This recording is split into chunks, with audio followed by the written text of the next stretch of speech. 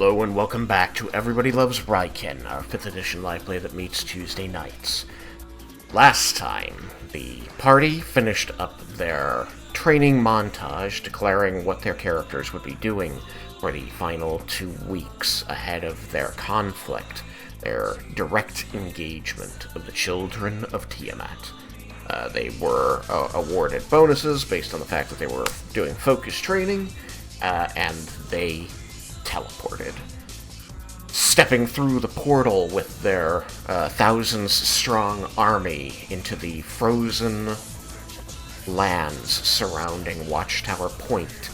The party found themselves beneath a dragon-filled sky, staring up the mountain at the ruins of this formerly lively, if not well-off, port city of Watchtower Point.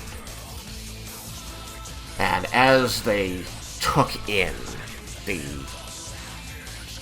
spectacle of these dragons roosting, having claimed this city as their own, seeing the destruction and also what buildings remain, and understanding that there are people still here to serve the Red Dragons, the army of the Four Queens made its way forward and arrived alongside the party and their army of Bahamut.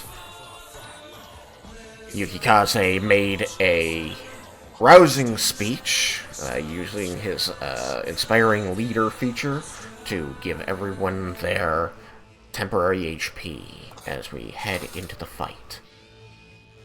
And as they arranged themselves, called their lines and formations, and prepared themselves to charge the dragons, the dragons flying around the city in whirls and spirals seemed to ripple while on the wing as a hot wind blew down the mountain to them, carrying on it the deep and menacing voice of the dragon's leader, the first child of Tiamat, Carasoth, as he seemed to expect them. And so, we rejoin the voice of change, as the battlefield lays out before them. Now, the way this is going to break down is that your training has given your army certain stats, which I am taking into account. The Army of the Four Queens army has its stats, and there's a number of dragons here that they are going to be fighting, basically keeping off of you, allowing you to focus on the children of Tiamat, which is going to be a way easier way to run the battle. So there's going to be cinematic stuff going on outside. However, it is still a battlefield, so you will have to watch out for those stray elemental blasts that are going to be coming. And we're going to see if the way I've envisioned this mechanic is a good one.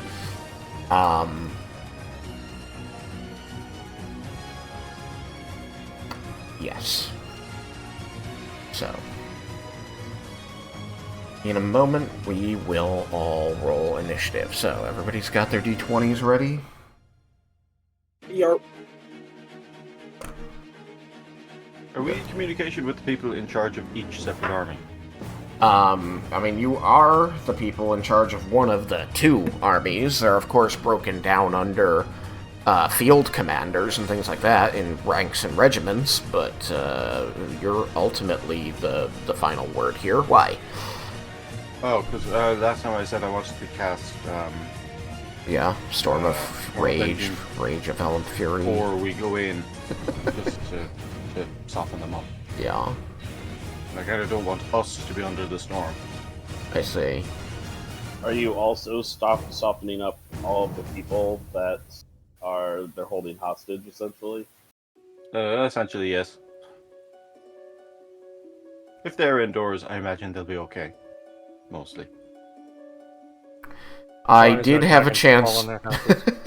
I did have a chance to take a look at that spell, and while there are some things in the spell that roofs and the like would protect them from, there are other things that the spell does that have the very high potential to remove those roofs. So, you can do this, but I want your character to be aware that you are putting them at risk. They're not 100% guaranteed to be protected from what you're doing. Like I said, I think Jebel is pragmatic. Okay. So he's gonna do it anyway. Yes. They're people, not animals. He doesn't give a fuck. Alright. So, right, so last time when we ended, the last thing that the party heard was the voice of Carasoth carried on this uncomfortably warm wind that blew down the mountain over you, which seemed to announce that he had expected your arrival, and he went on to say, Bring forth Wittemere, and let us finish this. so I didn't know if you wanted to discuss that at all, but you are getting looks from the nearest soldiers who are very confused by the words they're hearing, and they are spoken in common. Wittemere is the one that didn't wake.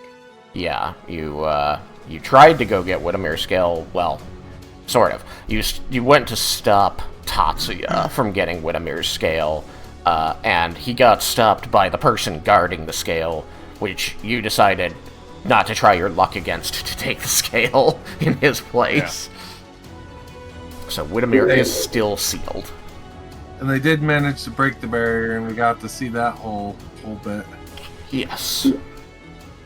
Yes, you know that Tatsuya sent a team separate from his main force. His main force acted as a distraction to the Platinum Sentinels in this big fight in which you participated. But he had a smaller strike team move around to the other side of the village where the scale was actually being protected by the Pillar of Ice. They managed to break into that and steal the scale, and that is when Tresnor revealed himself and wiped out the strike team, reclaiming the scale from their corpses. You know that he needed to devour a soul and took a willing sacrifice. One of his own Platinum Sentinels gave his soul to the Lich's soul cage in order to restore Tresnor to full lichdom, so that he would have the power to recreate the scale's protective barrier. So that's that little digression. That is the state of things. You do not have an easy way of bringing forth Wittemere. And now you've got a lot of people looking very distrustfully at you as they seem to believe that you have lied to them and are working with this dragon.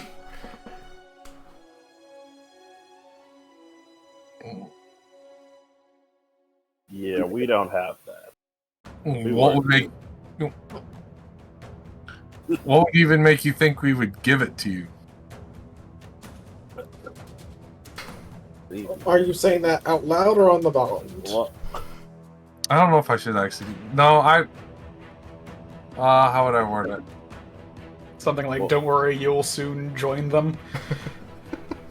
Actually, that would be better. Thank you.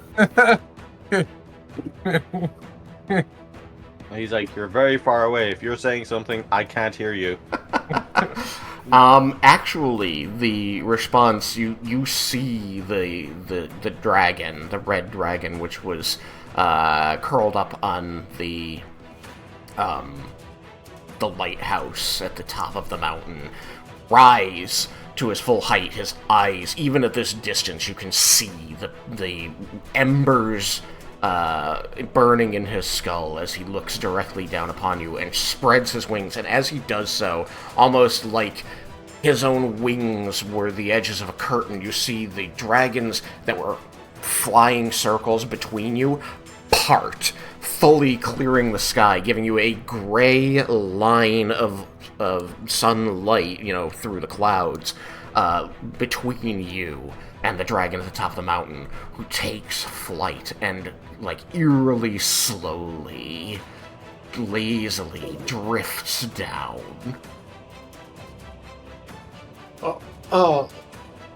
When the dragons part, Uh-huh. I'm gonna take that as an invitation, as there's now a direct line from the sky to the targets. Mm-hmm. So, meteor swarm. Okay.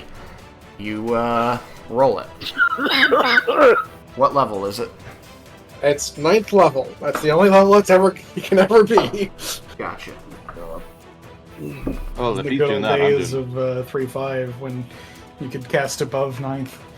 I had interrupted you, Jabba. No. Okay. If I see Cyrus casting that, I'm casting Storm of Vengeance. Unfortunate.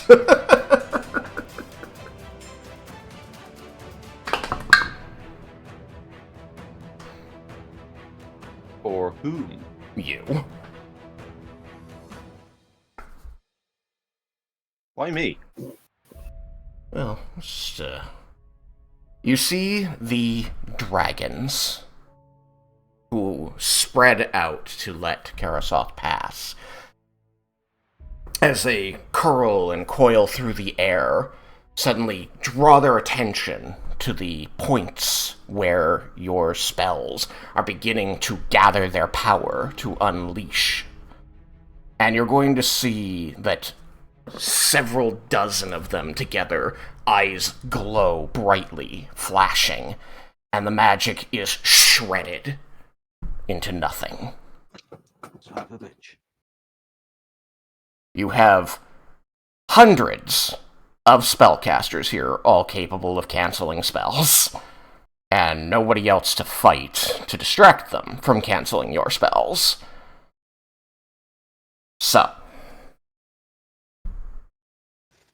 that wind blows across you as the red dragon touches down farther away as it looks down upon the group for a long moment, ignoring your soldiers entirely as you stand between them, or saying, Where is the Lumos? I say he's not in charge of the army anymore. the dragon looks almost surprised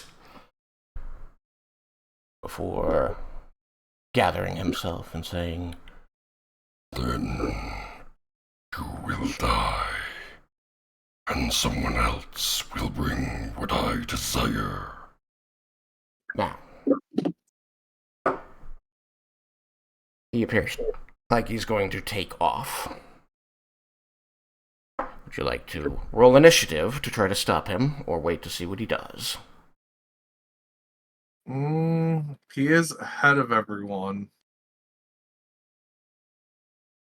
I personally don't. I was like, I guess I'll say with Bon, does anyone got anything to stop him? We can get him now before he goes back behind enemy lines. I don't have magic or anything that can lock him down or even. I can hit him from this distance, so I'm going to recommend that we we let the armies. Yeah, we're not going to be able to cast any spells as long as the armies are stationary. They're going to have to distract the spellcasters. Throw a dagger at him, swing it really hard. He's 100 feet away where he landed. I mean, Man, can I aim could from shoot that him, distance, but but it's not going my- to tickle him. I currently have the flame string on my bow, so it wouldn't do anything. It is okay if you choose not to do anything. I just wanted to know if you wanted to roll initiative now, or wait. It should be pretty obvious what he's going to do. I don't know if I can quickly do it enough, but I still have the mechanical bow that I could shoot 150 feet. I mean, quickly do it enough is determined by we'd be rolling initiative immediately. I don't think that it's wise to attack yet. Let him go and hide behind his arms. By it should be obvious what the dragon's going to do is that he's going to make a strafing run, or is that he's going to go back to the lighthouse? He seems like he's probably just going to throw his army of dragons at you. Okay. Okay, I won't be doing anything then. Real quick though, Vendar, I don't know if we changed it at all. I think it's still the same. You have the fire lightning string, right? And I still have the ice, don't I? Yeah, you still have the cold ones. I have the fire and the lightning ones. Yeah, that's what I thought. Okay. Just making sure I didn't write that wrong. What potions did I just make potions of? I made potions of healing as well, right? I recall the potions of healing. I mean, like I know I made anti-poison, like the Yep. antidote. Yep, that rings bells too. Yeah. Did I actually give anyone in this party any of those potions? Have they given them out to us? I remember you were handing them out to people, like in the army and whatnot. I don't know if we exactly... I had not written down that you gave me any potions. Yeah, I didn't get You're anything.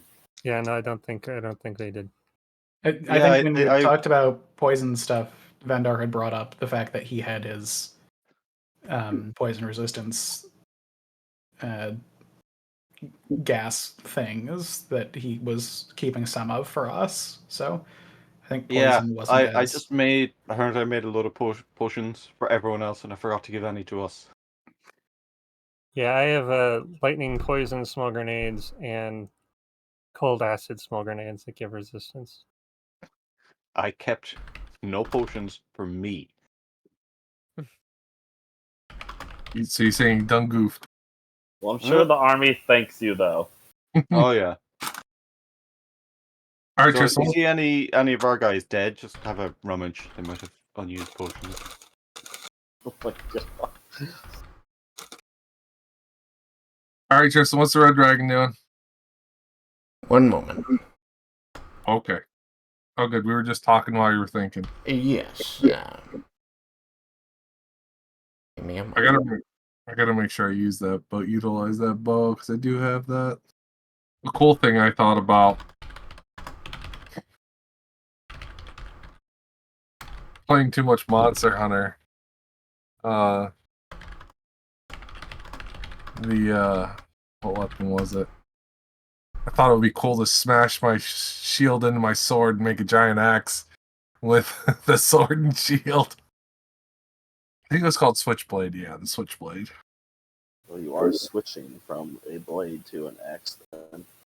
Yeah, it was a sword and shield in Monster Hunter, and you combine the two into a giant freaking axe. So it's not a Swiss blade. Alright. Sorry, needed to figure a couple of things out. So yes, Carasoth is going to... What? I want to quickly say over the bond too, don't mention that we're sealing them or smack talk them and saying we're going to seal your ass, because we don't want them to know that we know how to do that. I mean, you did tell them that. It also wouldn't matter after the first dragon, they'd know. That's if they told them. We don't know if they kept that to themselves. No, I mean you said that to Carasoth when he asked about Widemir. Oh, I thought I redacted that. Okay, whatever. I liked your response better, Sam. And my response was the one that was, or at least implying heavily, that they were going to be sealed. Yeah, that's the one I wanted it to be, was because I liked your thought with it be heavily implied but not actually saying it. I also wanted them to think that we're full of shit. I mean, they might think we're full of shit. Is that true? The dragon, Carasoth. Massive. Actually, let me take a moment to try and explain this, because, again, this particular program only lets me choose from the base sizes or native, and depending on how I snip the screen, the dragon portraits came in all different sizes. So this shows it as, 1, 2, 3, 4, 5, 6, 30 feet tall. No. We're talking about like 100 feet of lizard from snout to tail. So, at his full height, he's probably 60 feet tall almost. Rugged red scales that you can see the marks, the scars, the indications of hundreds, perhaps thousands of battles where somebody got lucky hits here and there. You can see cracked and fractured scales. You remember when you first revived Sultharis, that there were these corrupted scales beneath one of her wings. This indelible mark left by another dragon, she said. You see little patches, like 2 or 3 scales here and there, like scabs almost, where similar, like, blackening of scales has occurred on this creature. This thing has a throat that's like 3 people wide, so you feel like it would just steam shovel to scoop up a bunch of people and devour them. And even at 100 feet away, you feel this heat radiating off of it towards you. While you stand here in the bitter cold, there is this lovely warmth coming from this creature that is blasted at you in full as he spreads his wings once more and takes to the air, fully turning his back on you and your entire army. He shows no sign of any concern. This dragon radiates heat like a Rammstein concert. Yeah. Du hast. And he begins returning through the sky to his perch. And as he does so, you see that gap in the clouds, the dragons that were floating above, hundreds, thousands of feet up, swirling in tears, begin to drop out of the sky toward you. So, we'll put him there on his return.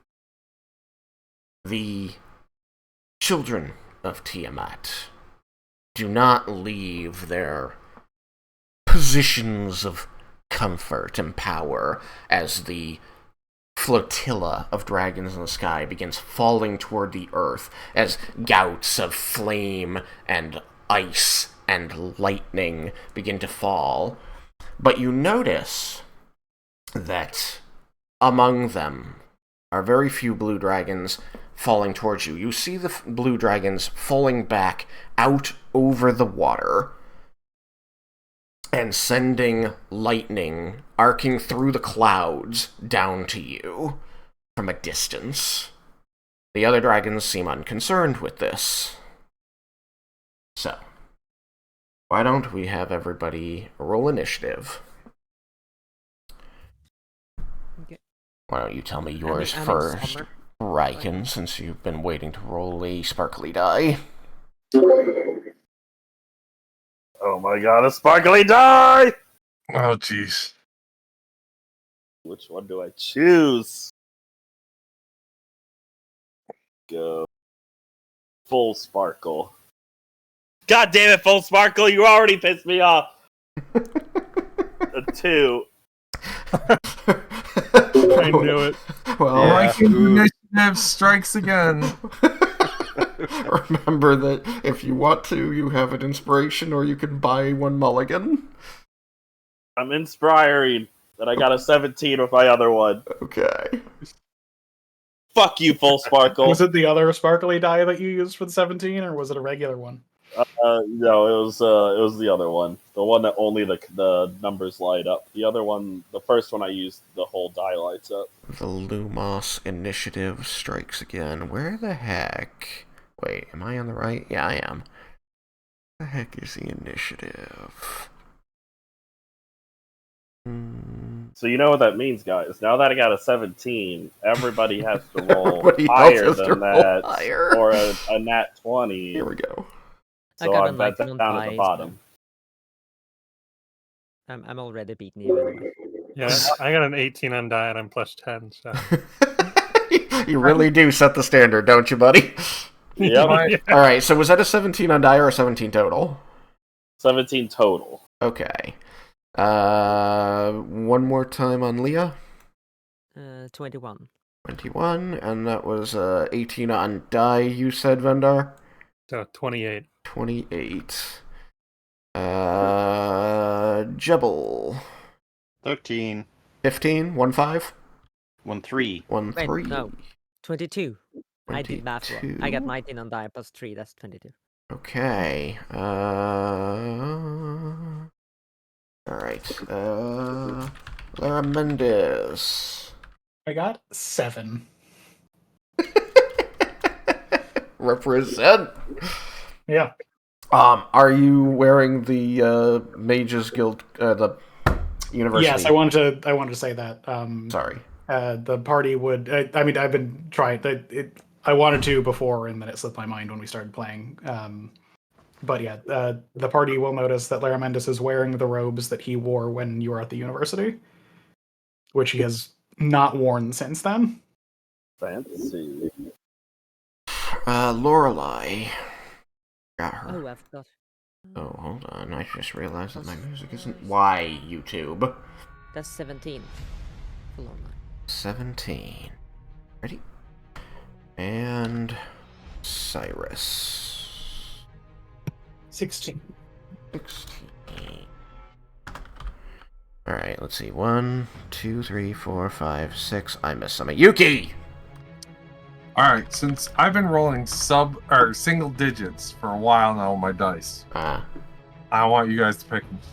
Am I using my Stone Cat's Eye, my Astral Projection, my Thundershock, or the OGs? Thundershock. Thunder. Alright, Thunder it is. Oh. I think it's Thunder. It's like, it's supposed to be one, it might be it's one of the Thunder spells in D&D that it's named after. Alright, here we go. Alright, dice. The group has picked you. Do not disappoint.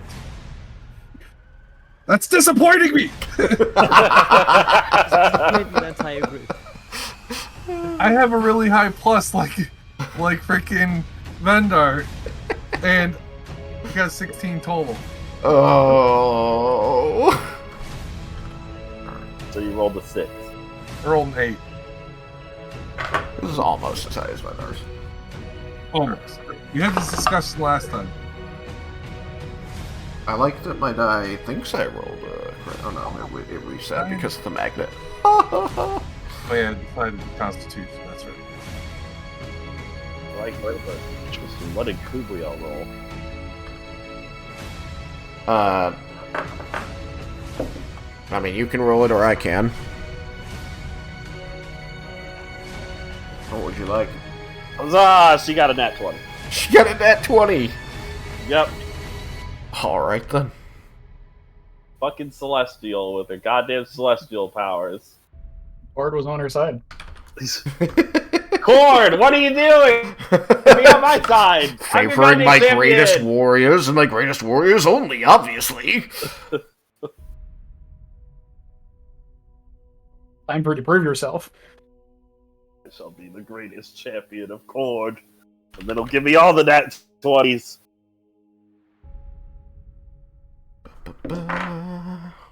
Wow, all my dragons, except for one, rolled for shit. And then Kuriel got a nat 20. So this will take me just a second to rearrange everything. Somebody did beat Vendar without a nat 20. Really? What's her plus? A lot. Gotta be more Fucking than 10. Bala. At least That- 12. It's That at least bitch. 12. Okay. They're horrific dragons. All their stats are stupid. But it's Laramentis at the bottom instead of Raiken for once. Somebody's got to keep up the rear. I mean, a lot of times, I would say it's always either Raiken, Laramentis, or Devil. Or one of the three that are like down towards the bottom. Every fight.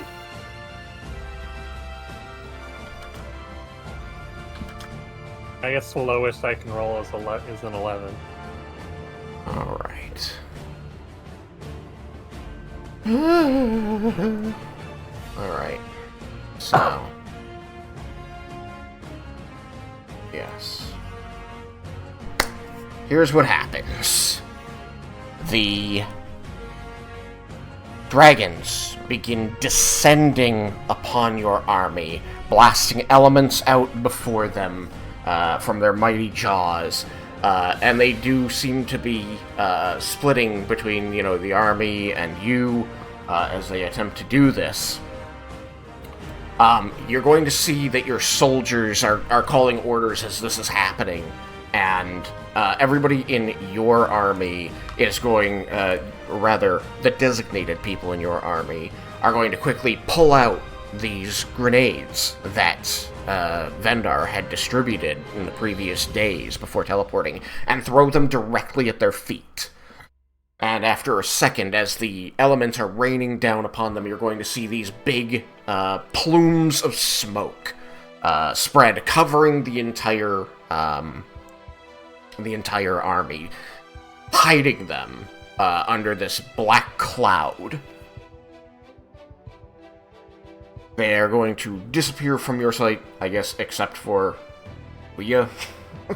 Well, it's not darkness or magical darkness. It is just it's obscuring cloud. Obscuring, so they'd still be unable to be seen.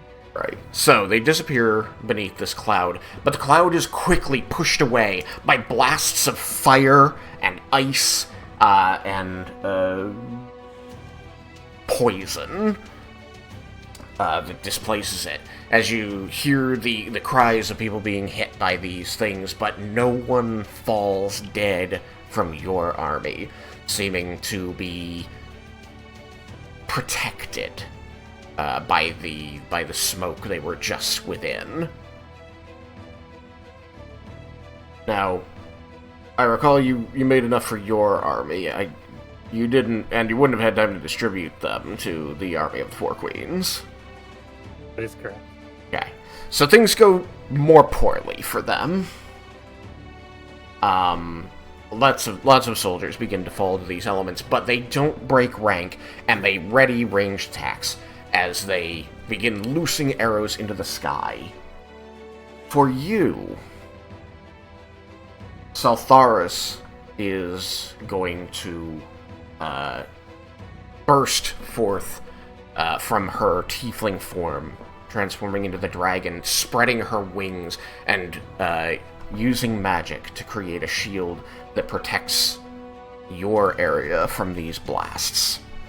So elements are falling all around you, and there is a small temporary umbrella that protects you from this initial blast. Your army is taking it well, and they begin their charge as the dragons swoop low and some land among them to begin fighting. You see them making use of the grenades, the spells you've taught them, and the magic weapons that they were able to acquire from Bromdor before coming here. You know that this is what they are meant to do. They have their orders, you've inspired them. They are going to fight the dragons so that you can focus on the children of Tiamat. Alright? Alright. So, with that, we will begin with Ubriel, who... Large Angel, I used her tiger form for the token. What would you like her to do? Stay with me. stay with you. Yes. Okay. Missed opportunity. You could have her pick him up and say, "Let's go, Raiken, for glory." 4 arms, right? Grab you with 2 and fly you out. I mean, maybe. We'll have to see what... I want to see what her stats are first. I don't know about you guys. I already know what I'm doing. Alright, so she's going to stay and protect you using a defensive action. Alright? No, well, I mean, if she can, if she can pick me up, then I would say she could pick me up and start dashing me. Okay. Flying me forward. Yeah, given that she's a large creature like a mount, I'm going to say that is doable. You want to, fly directly at Bala? Yes. So she's going to just, grab you by, one arm, hoisting you, toss you in so that she's now holding you with 2 of her arms. She's got the great swords in her other 2 arms. As she spreads her wings wide, takes flight, and begins launching herself toward Bala. Huzzah! And she can move 90 feet? 90 feet. Yeah, it's really too bad she got a nat 20. You there. As you start crossing the massive distance toward Bala, you can see, as you approach the city, there are buildings that are melted by acid, that the stone wall before the city is broken and shattered stone in many places, and the wooden supports on the inside in many places are burning openly on the far side of the wall. You can also see the remains of many, many people and livestock scattered throughout the ruins beyond the wall. Alright, after Kubriel, Bala gets to act.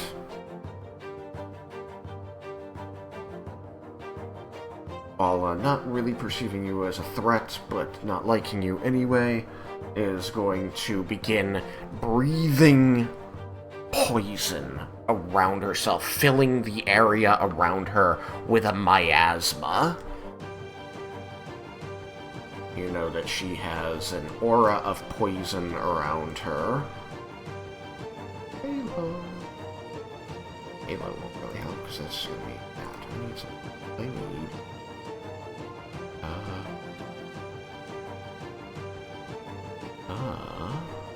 Boy, it's been so long since I used this. Oh, there was a way. I guess I could call it a light source.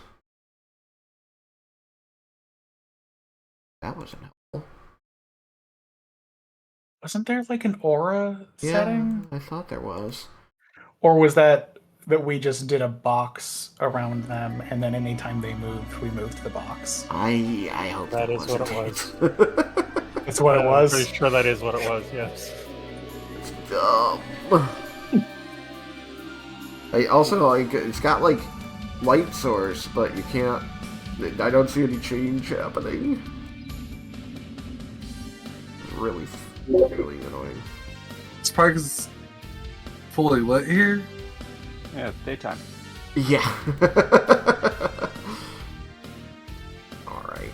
Well, we're gonna say that, 60 feet around her, large area, so 5 squares out from her in every direction, she is creating this ever-shifting cloud of poison, noxious fumes. It's going to have her lightly obscured. You can still clearly see her through it. It's not fully opaque. She can see through it as well.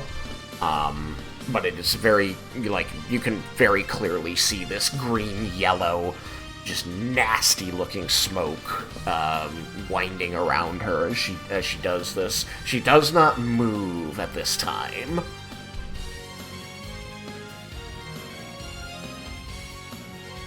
Vendar, you're up. Okay, well, it's really too bad that Kubriel got a nat 20, because I'm going to start by throwing a haste grenade on the ground. Alright.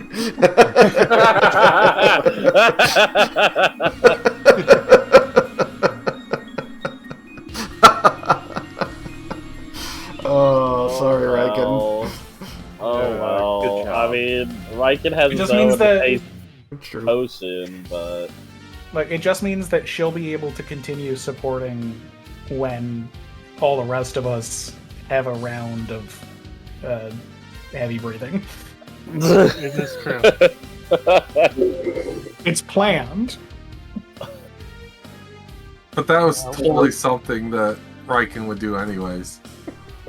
It is. Alright, so just because like you've all gathered up here, I'm not gonna worry about the exact squares right now for this one.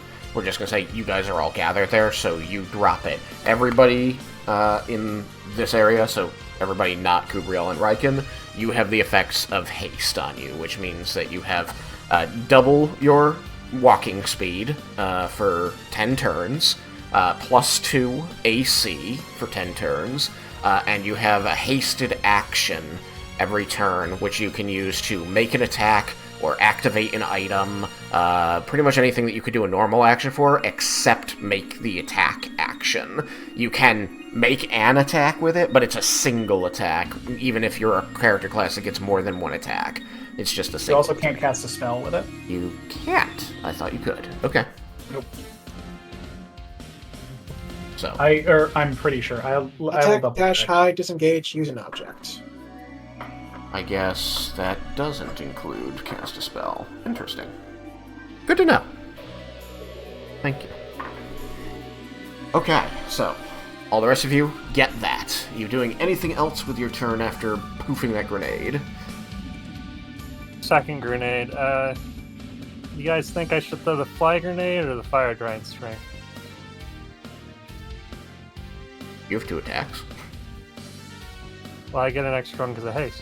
Oh yeah, I just said that, Why- didn't I? That's why I threw haste first. All right, my bad. Use my action to use an item to give me a hasted action, which I use. To use an Use item. an item. Use an item.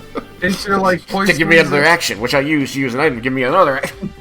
Is your poison resist one AoE? Because we probably use that. I can do fire poison if you want. I think that would be the smartest. Okay, I'll throw a fire poison resistance grenade in. But you do all know that he just said he has a fly grenade, which will give you all flying. Yeah, is that fire and poison? Yes, gives fire and poison resistance for 30 minutes. Okay. Dang, Raiken could use that fire resistance. I'm sure it wouldn't have helped at all. What are you talking about?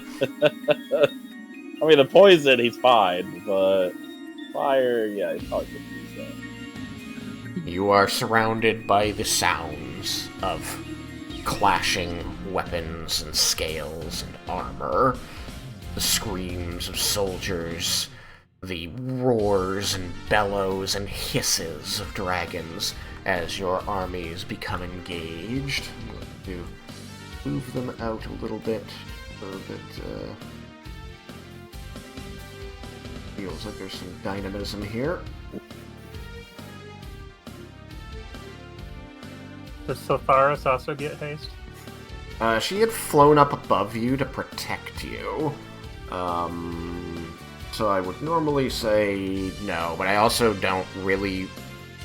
I want her to be part of the background of helping to keep other dragons off you that, like, the army doesn't really have the ability to stop, so it's why you can focus on the dragon, so it's a hand-wavy, like, any dragon that comes to try and directly stand between you and the children, she's going to be scaring off, because she's bigger than, like, she's bigger than pretty much every dragon that isn't one of the children. Yeah. She's gonna see we one of the don't dragons want- and be like, insert name, I'm disappointed in you. Oh yeah. Maybe we don't want to give her a round of lethargy then.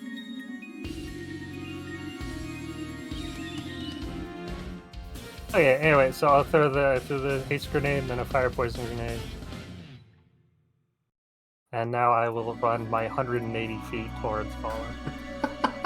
Alright, so all of you also, in addition to haste, has resistance to both fire and poison. And Vendar is going to run 180. I'm stating now so that I'm not the only one keeping it in mind. Tristan, remember that my arcane ward takes damage before any resistance gets applied. So it's only resisted. I only resist damage once my ward is done, and for anyone who I use the projected ward on, that's also the case. Gotcha.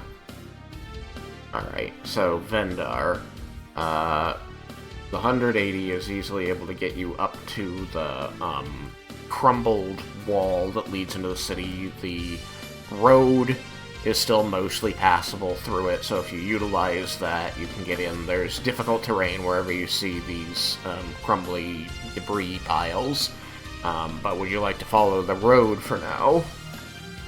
For simplicity.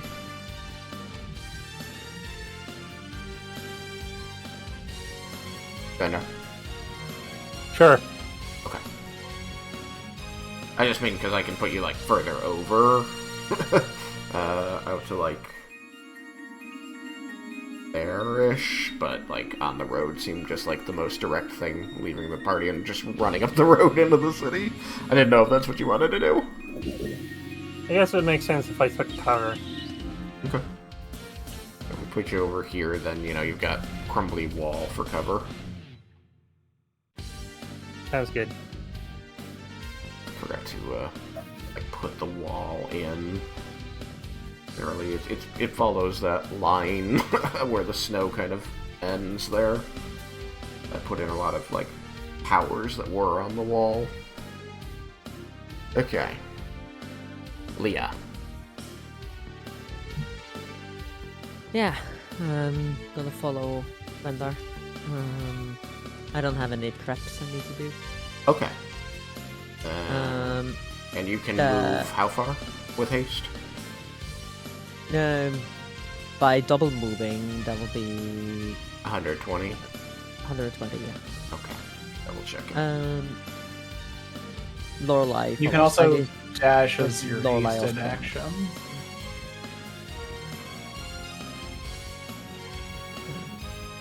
Okay, so one more time on the Lorelei thing. I think she also got haste, right? She Yes. was within. Yeah. Yeah. She has a fly speed of 40 though. Wait. It doesn't affect fly speed, does it? It's walk speed. I mean, so walk speed, she has a... It's all your modes of movement. Okay. So, yeah, in that case, yeah, she managed to follow fine. She can move. Like she can move 160 now. Okay. But It'll she just stay stays with you. within. Yeah, she stays within. Okay. Yeah, Sam's right. You should be able to triple move because you can normally double move, and then with the hasted action, you can move Ventar can I quadruple I can- move. yes, I can quadruple move. Did you... I can move 360 feet, but I use both my actions to. Yeah, but I don't want to be like I don't want to be too far ahead. I like That's to have a fine. distance. If you all triple move, then you'll be exactly where I am. Yeah. Did you want to catch up to Vendar, or did you want to hang back? Yeah, I can catch up to Vendar. That makes sense. Hey, if you all get to me, then I can throw another grenade next time and give us another thing. Yeah, and also both of us are ranged people, so I don't expect you to go like close combat. Alright, I'll put you right there. Jasharan is going to... You're going to see, as you're all, you know, making your moves up the mountain, that she, more than any of the other dragons, is watching carefully how the battle is going, and sees how you are able to beeline up here while the army has the rest of the dragons engaged. And you can see, like, at this distance, you just see the, like, glowing yellow embers of her eyes as they, you know, she narrows them to slits in contemplation, or, you know, kind of pulling herself to her feet, grunting and beginning to move down, like, just walking amongst the debris. So she's going to move to there as Carasoth flies overhead. You hear Carasoth's voice because it seems to be either he doesn't care, wants you to know, or doesn't really, control the fact that his voice simply carries on the wind he creates as he speaks this ancient dialect of Draconic.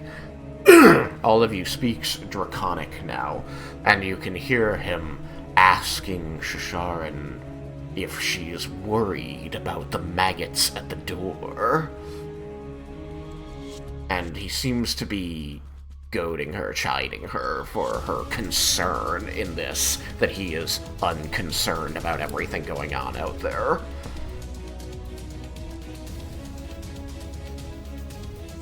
You simply hear his deep, menacing laugh come back to you, followed by the words, "Do as you see fit."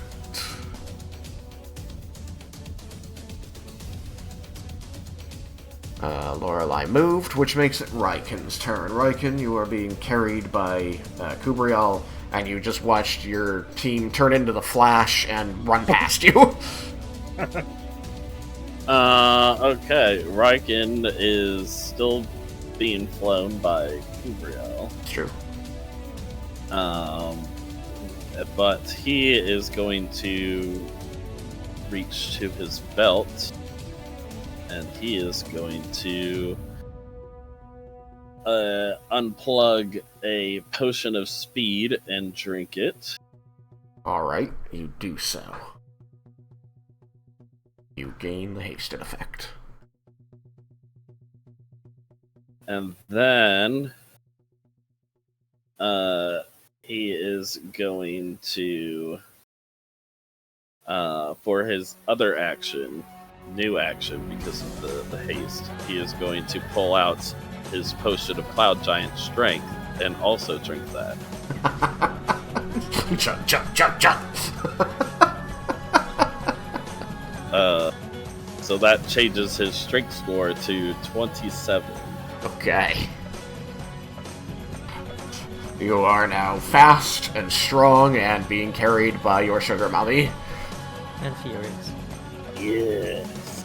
Drop me off at soccer practice, okay, Kubriel? Ref, I want to report people using steroids. That's all part of the game now. Hey, I can give us all steroids. You're just gonna have to start using steroids. Not Alright, quite as good as his steroids, but it's pretty good. that makes it Yukikaze's turn. Alright, since we're going to be moving in, and I want to get to attacks as quickly as possible, I will be not drawing Silver Fang. Okay, I will be pulling out the mechanical bow with the ice bowstring on it. okay. And I will be taking off about between 5 and 10 feet off the ground. I'm not going to fly high and just bolt forward. Okay. So that would be 80 times 2 because I'll dash, so 160. Damn it.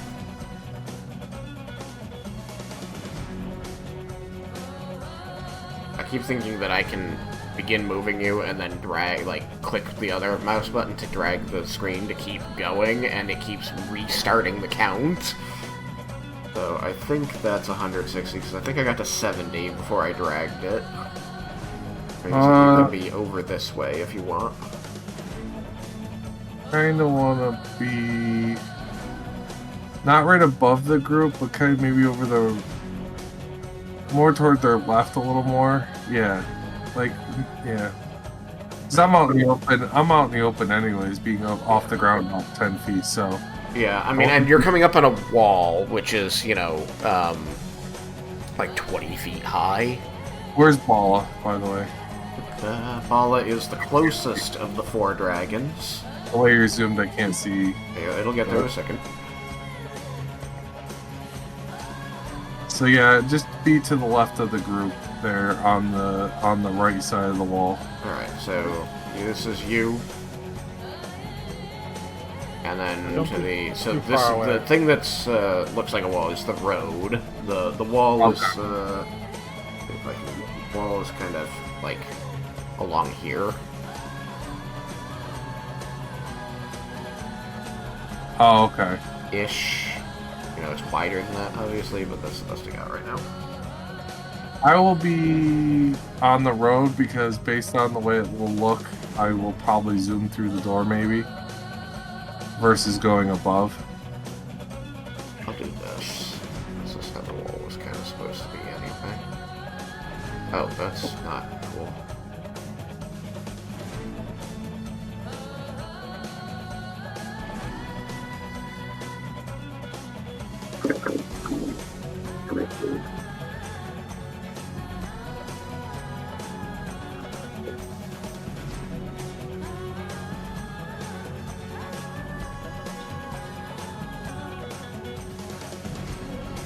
Doorways?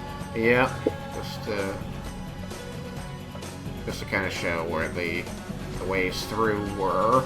Now, some of these are a little bit occluded with rubble and things like that. The wall is pretty badly damaged, but it's still recognizably a wall. Alright, so I'll be over top of the road there, right where I am. Okay, you want to be over the road. And then that will be where I end. Okay, cool. Cyrus. Now,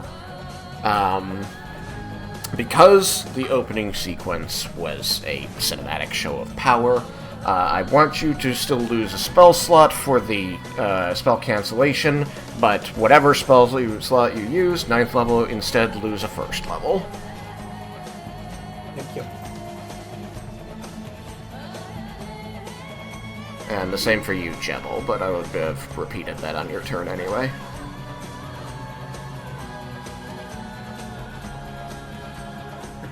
Let's see here.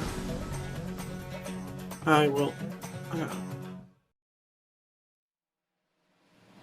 Since I didn't state whether the wings were out pre or before combat or not, I'll just spend my bonus action to pop them out now and begin flying towards Vendar.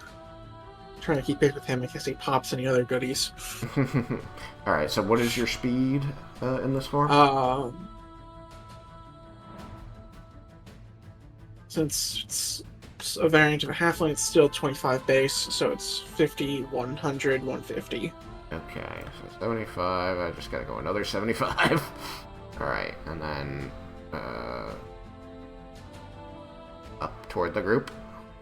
Yeah, toward Vindar specifically if possible, because I want to make sure I'm in range of any other grenades he throws that I don't know what they do. Right. And you did get the effects of the other ones, obviously. So 5, 10, 15, 20. You're about 25 feet away from him at the end of your movement. Alright. And that's my turn. Okay.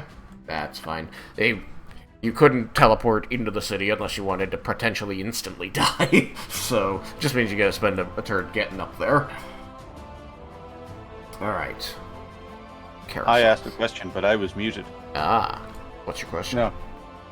We get the we get the bonus at the thing. Advantage on dex checks from the haste. Yes, right? yes, that is something I forgot to list. You still get advantage on dexterity saving throws.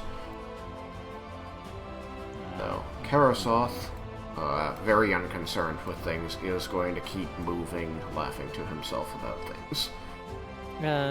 What happens if you already have advantage on saving throws? Nothing?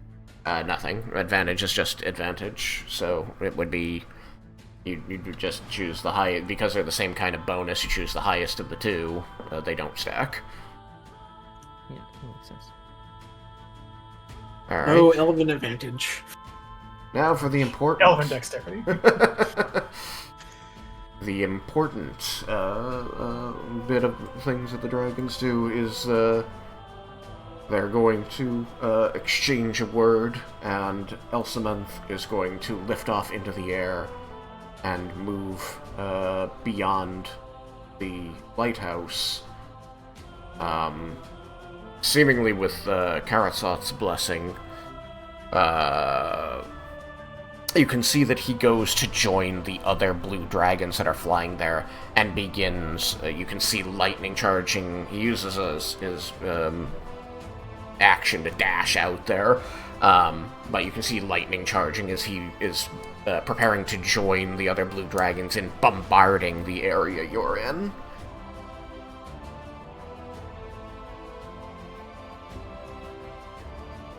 Which makes it Jebel's turn. And just because you've been able to hear it the whole time, you still hear Carasoth's response to Elsamanthe as he seems to joke with him, and says, I do always prefer my meals cooked. Before Elsamanthe takes off. Fun times. Won't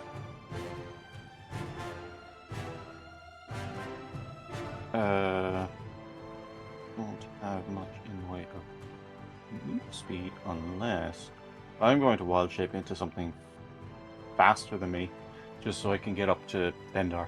Okay, what is the speed of the thing that you want to change into? If I can go air elemental, then that's very, very fast. Alright, that like 90 90 normally? feet flying. So 360? So how far is he? He is 170 up, where he decided to stop. Oh, then I can just double move to get up to him. Alright. Means that you could still potentially take another action. If you're an air elemental, we will make you Shies. Therg. You're a large creature now. Yeah. Yeah. How did I take protection? And remember that your storm spell point, you exchange a first level spell for the cancellation instead of the normal level. Yeah, I asked about that as well while I was muted. Oh, okay.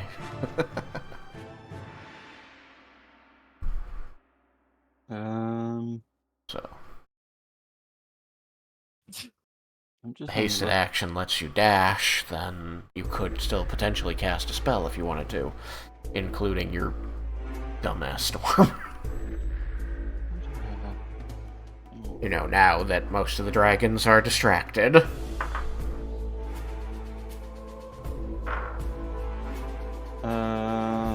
do I have that prepared? Just in case.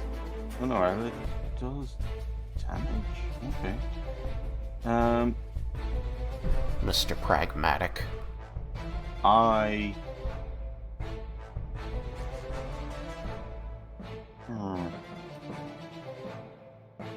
Yeah, okay.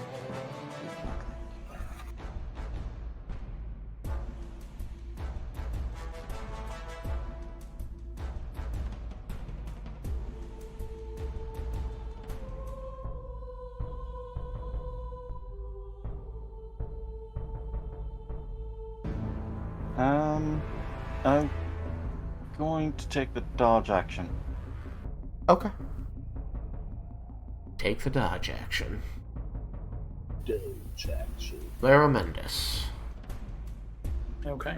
Oh, my companions have abandoned me. Yep. I suppose that means that Teleport 500 feet. Because those suckers, they just stopped when... Date plan Delta. 500 feet backwards. Like, bye. Deuces. Deuces. I think I'm gonna continue up with the group. I don't know that I'm gonna benefit strongly from one of the other things that Vendar is gonna throw. Over the bond, I will say, Vendar, are you preparing to throw any other buffing grenades? I could also give us cold and acid resistance. I could also make us invisible with greater invisibility, or give us fire giant strength, or give us flight. Are you planning on doing any of those things in the next round? Yes. Yes, I am. Okay. In that case, I think Laramendus will go up so that he is close enough to Vendar. Which would be action, hasted action, and he has to use. Yeah, he has to use 3. So yeah, move, dash, dash, and nothing with a bonus action. All right.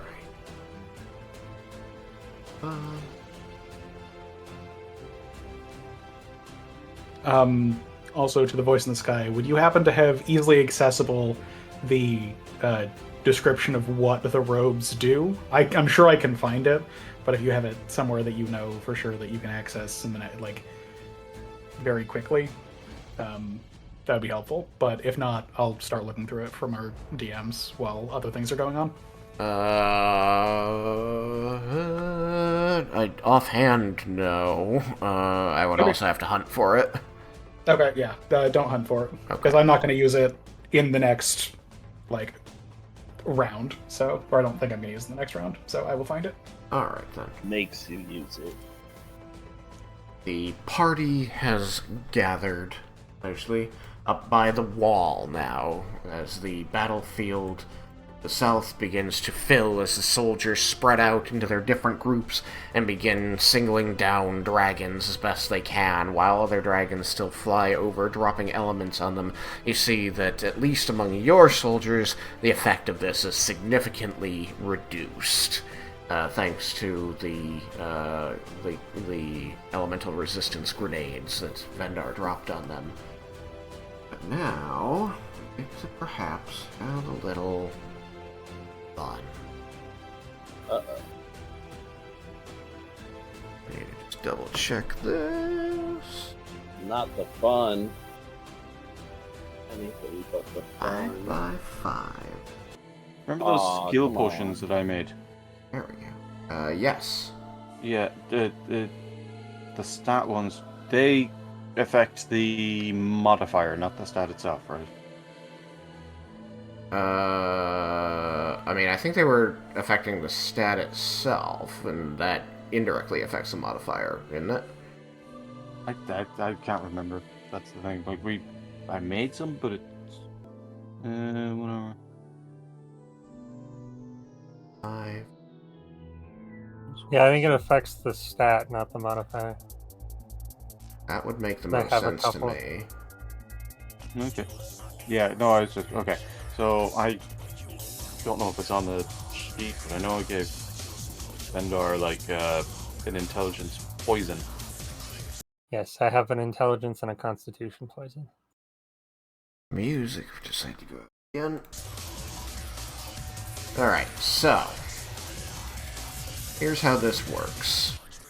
At the start of this round, all of these areas are designated. What this reflects is your character's awareness of the battlefield and the things that are going on around you. Lets you know that if you are inside any of these marked areas, and I know that they're 2 different colors, but they are all the same area.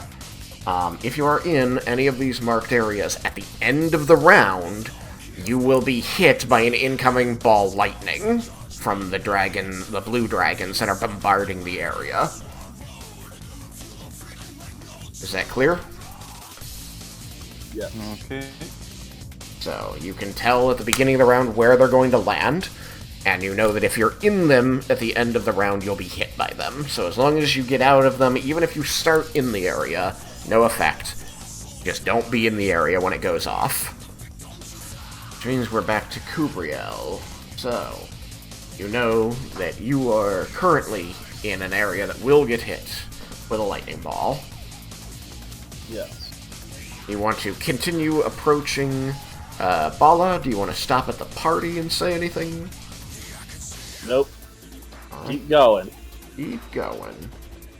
And your movement with her is 180? Dashing. Yeah. 80.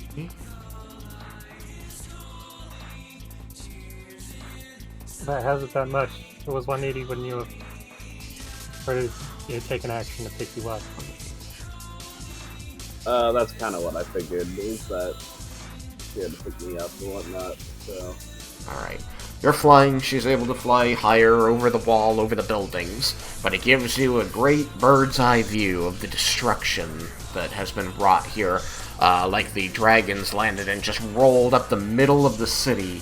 Everything up the main drag has been pretty much flattened, and you can see how Bala and Shisharan especially have seemed to flatten the largest central buildings and just sort of turn them into their beds, their nests, their den.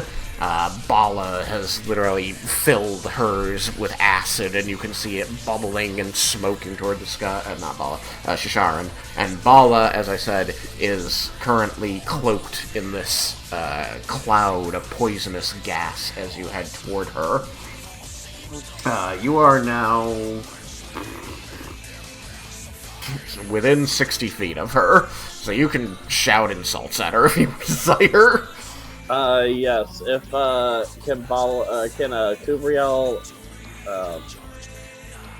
like put me on the ground then, like to finish? Yeah, she can. Do you want her to just like drop you from 20 feet up, or do you want her to set you down? Super relating. I mean, how cool are you? Yeah. I'm pretty cool, so definitely superhero landing. Okay. Yeah. I'll let you. I'll let you land over here as she just sort of goes, hup! I'm terrible on your knees. Yeah. Let's just, roll this. For some falling damage as you... Oh, that's not bad at all. So 6 points, but with your heavy armor master, take 3 points of bludgeoning damage as you hit the ground.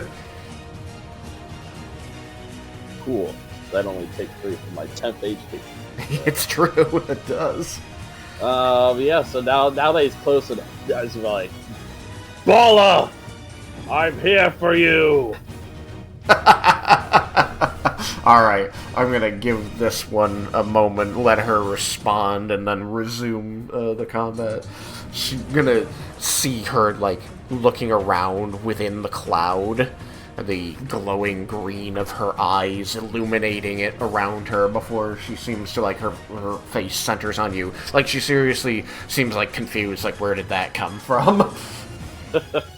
Before, focusing down on you through the rubble, and you see those reptilian eyes glowing amidst the... Actually, 1, 5... So you are well within her cloud of poison. Raiken don't care. You don't care because of the belt of Raiken strength. And she seems to notice this, belatedly. Like, she narrows her eyes at you, then you kind of see her, like, do a little bit of a double take, before she again glares at you and says, "Who are you to use my name without leave?" in Draconic.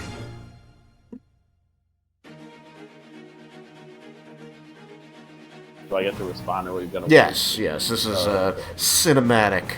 We're gonna do this one as a cinematic. You get to have a little exchange of barbs here. I mean, yeah, you got the anime armor. You gotta have the anime talk. That's fair.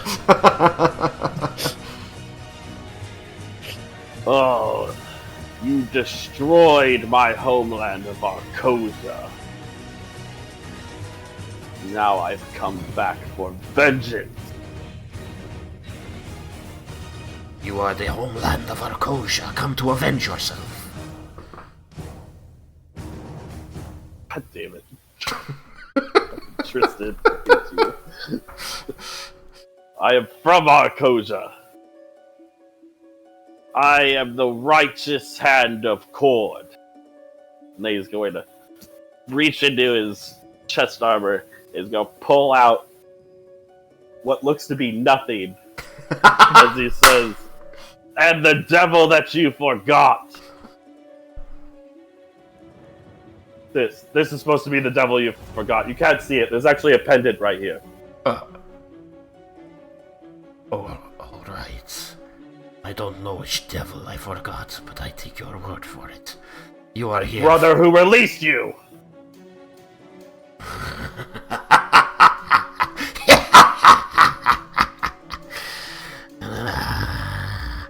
Tiamat's great tool, the Lumas, reduced to this invisible pendant. You cannot see the poetry of this moment, Arcosian. Well, this, Lumos, will put an end to you. I suppose when I destroyed your homeland, it was the most cruel and devastating thing that has ever happened in your short existence. I would like you to understand that for me, it was breakfast, and now is dessert. Ah, Bala! Whoever you are!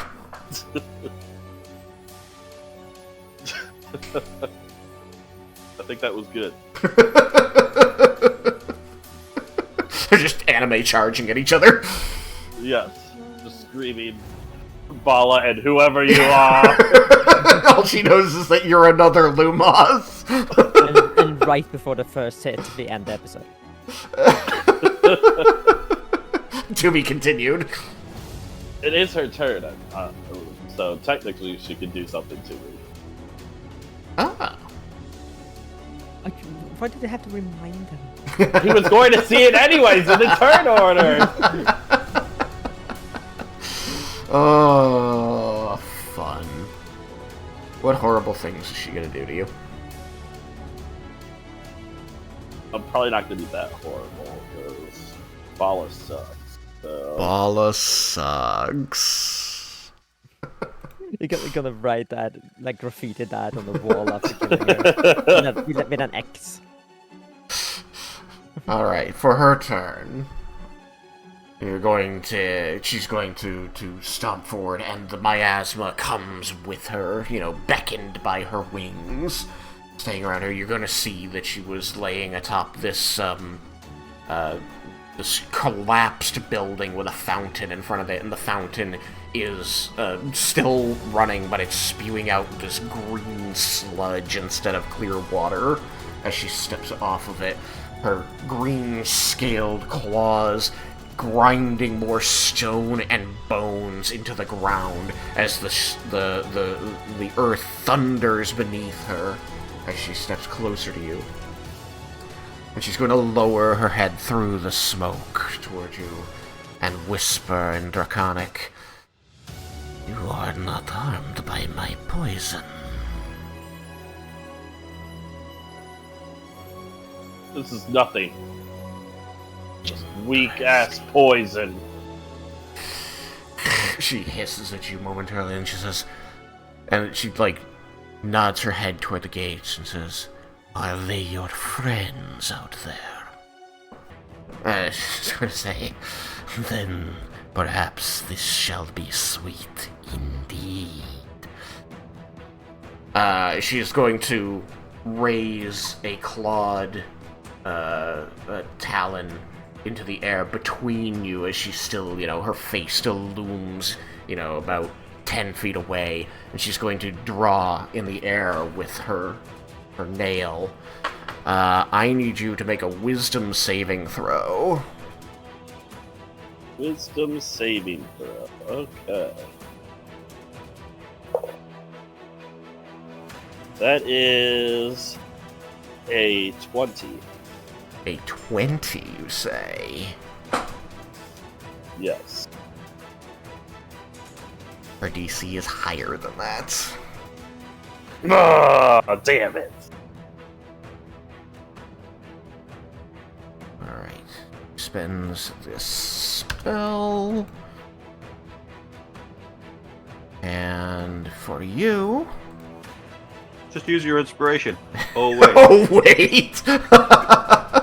So mean.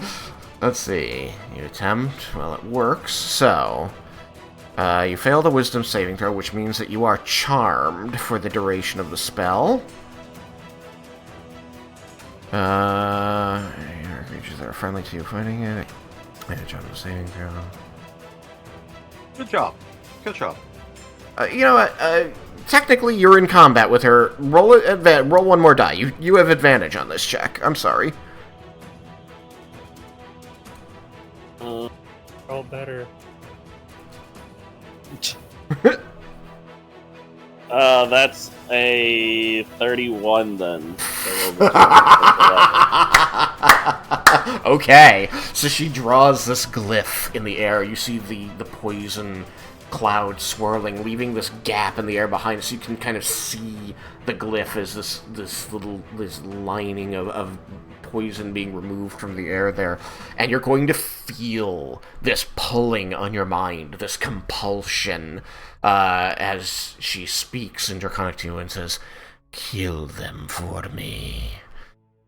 And you feel this command taking root in your mind, but like right before that signal gets to your brainstem to begin moving your muscles, you kind of grasp it and say, "No, I'm not listening to you." Why would I kill my friends? Are you crazy?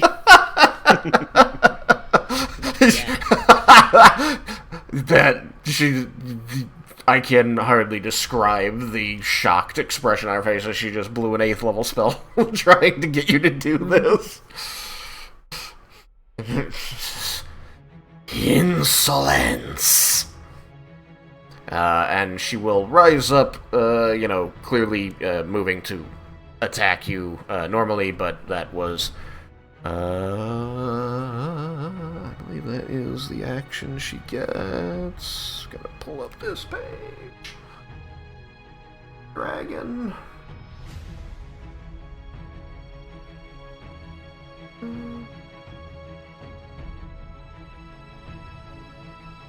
And not. Okay, yeah, she cast a spell, so that's all she gets to do. Alright, so that's her turn. Which makes it Vendar's turn. Yeah.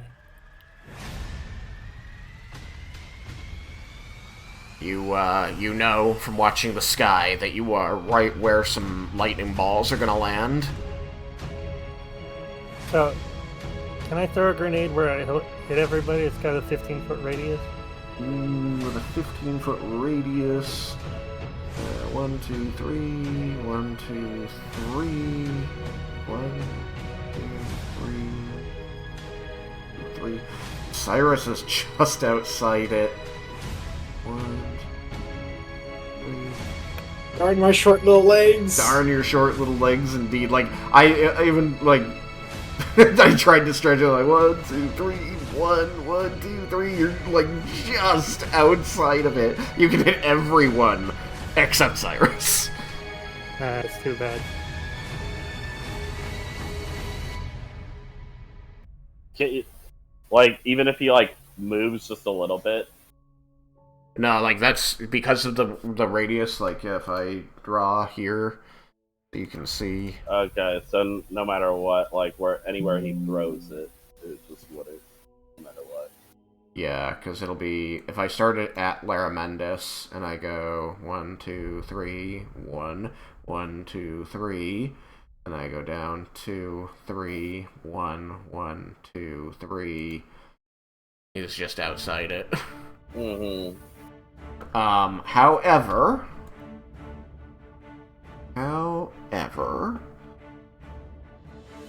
I am feeling generous, and it gives me an opportunity. Remember how to erase things. Oh, that's annoying. Anyway, that's fine. The gold dragon, who's been deflecting smaller dragons and elemental attacks that she could block away from you, is going to swoop down in a curling path and nudge Cyrus inside.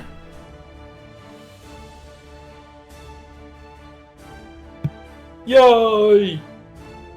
Nice. So you drop your grenade, and it goes off. What does this one do again? Okay, let's do a fly and an invisibility. So Alright. we all get an hour of fly and a minute of greater invisibility. You ruined what I was gonna do. Jesus. It made me invisible, how dare you? Yes, exactly. If you wanted to hear what I was gonna say, it's like, Hey, if you want to ask me not to do that, then I can throw it to where you're not in the range of the invisibility. Yeah, you can be left out of the invisibility. It's possible to position it. Okay, you're not invisible. I'm gonna just like, well, are you announcing that you're doing so I can respond, or am I just gonna be invisible though? I mean, remember that you're put it on over the bond. Yeah. Okay, I just want to make sure that we were gonna say that. Yeah. I don't want to be invisible. You know, he probably And I just can says, already gather up, we're fly." going to fly invisibly. I can fly already, anyways. It's true. What It is is the true, fly it's a speed fly. we get for Bitfly? It's the same as your movement speed. Same as movement speed. Okay. But you fly. Yep. As she bumps you into the cloud so that you get it. Oh. The cloud remains. Yeah, I was thinking, because how long does it remain? 2 turns. Okay, so yeah. So you should be fine. I totally forgot about that. You can just run into it. It's fine. I wanted to do this anyway. But so, you know, the cloud bursts out and Saltharis, you know, swoops down and bumps you in with a passing wing before hovering there for a moment. And, you know, looking down where you were as you become invisible. She blinks a moment before saying, "This may be our last moment together. So I wanted to make sure that you understood, Cyrus. How proud I am of you, how far you've come in your training. I think that perhaps it is time that you knew.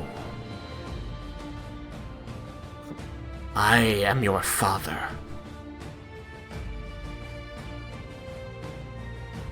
Cyrus is gonna be like he's about to say thank you, and then just looks very confused. Which she can't see. Can she sense it? She probably. I like to think I'm going invisible feet up, so it's you see the face get very confused, then whoop, away it goes. What? You're not gonna cut off his hand, are you? Yeah, probably. Search your feelings, you know it to be true. I simply did not want us both to perhaps die without that truth being told. I kept it a secret to protect both of us all this time. I think now you are strong enough to protect both of us and that secret. He's gonna stammer out thank you, and then over the bond yell at Raiken, "You fucked my mother!" You fucked my father!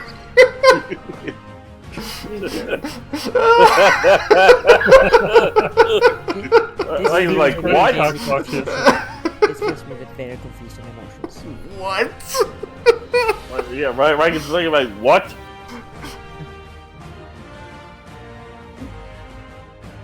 He's too far away to hear me. Oh, but it's on bond. Oh, the Sylvaris news. wasn't Yes, on the- you know, you're right. Yeah, You're right. He didn't hear that. You just suddenly heard Cyrus say, "You fucked my father," with no context. No context. Given that it is a bond, you can talk as much as you want. So, are you going to leave him without context? Because that is entirely reasonable. Yeah, no, I'm leaving here without context. I have other things to focus on, but He fucked my father. What? Alright, what else are you doing? Because a bunch of you are still, kind of covered it up by accident, but you're, 1, 2, yeah, so, everybody except for Cyrus is in one of the to be blasted with lightning areas. Yeah, I'll move like 60 feet forward and like 60 feet up. Alrighty. Beep. Alright, so I'm going to take forward as north. Or it could be toward Bala. Which of the two is it? I was thinking north. Okay. You go there. You used your action and your hasted action to drop grenades. Somebody said something. I just said yep. Okay. And is that it for your turn? Yes, it is. Okay. Leah, you are also in an area that's gonna get blasted with lightning. Yeah, I'm gonna move out of it. Okay. Where would you like to go? I mean, towards Bala. That's where I'm headed. Okay, and... How close am I to her now? Before you move? Yeah. Before you move, you are on the other side of a wall, and I believe on the ground. So, 170 feet with a wall between you? Or I guess if I straight line distances, I should. 140 feet with a wall between you. Okay. Although you've also kind of got this collapsed tower here, so kind of also not a wall between you. What is it? Yeah, you can actually see what's going on with her. You know that she's in a green cloud yelling at your father. Yeah. I'm gonna close the distance. Because of fly, I can just get ahead of any obstructions.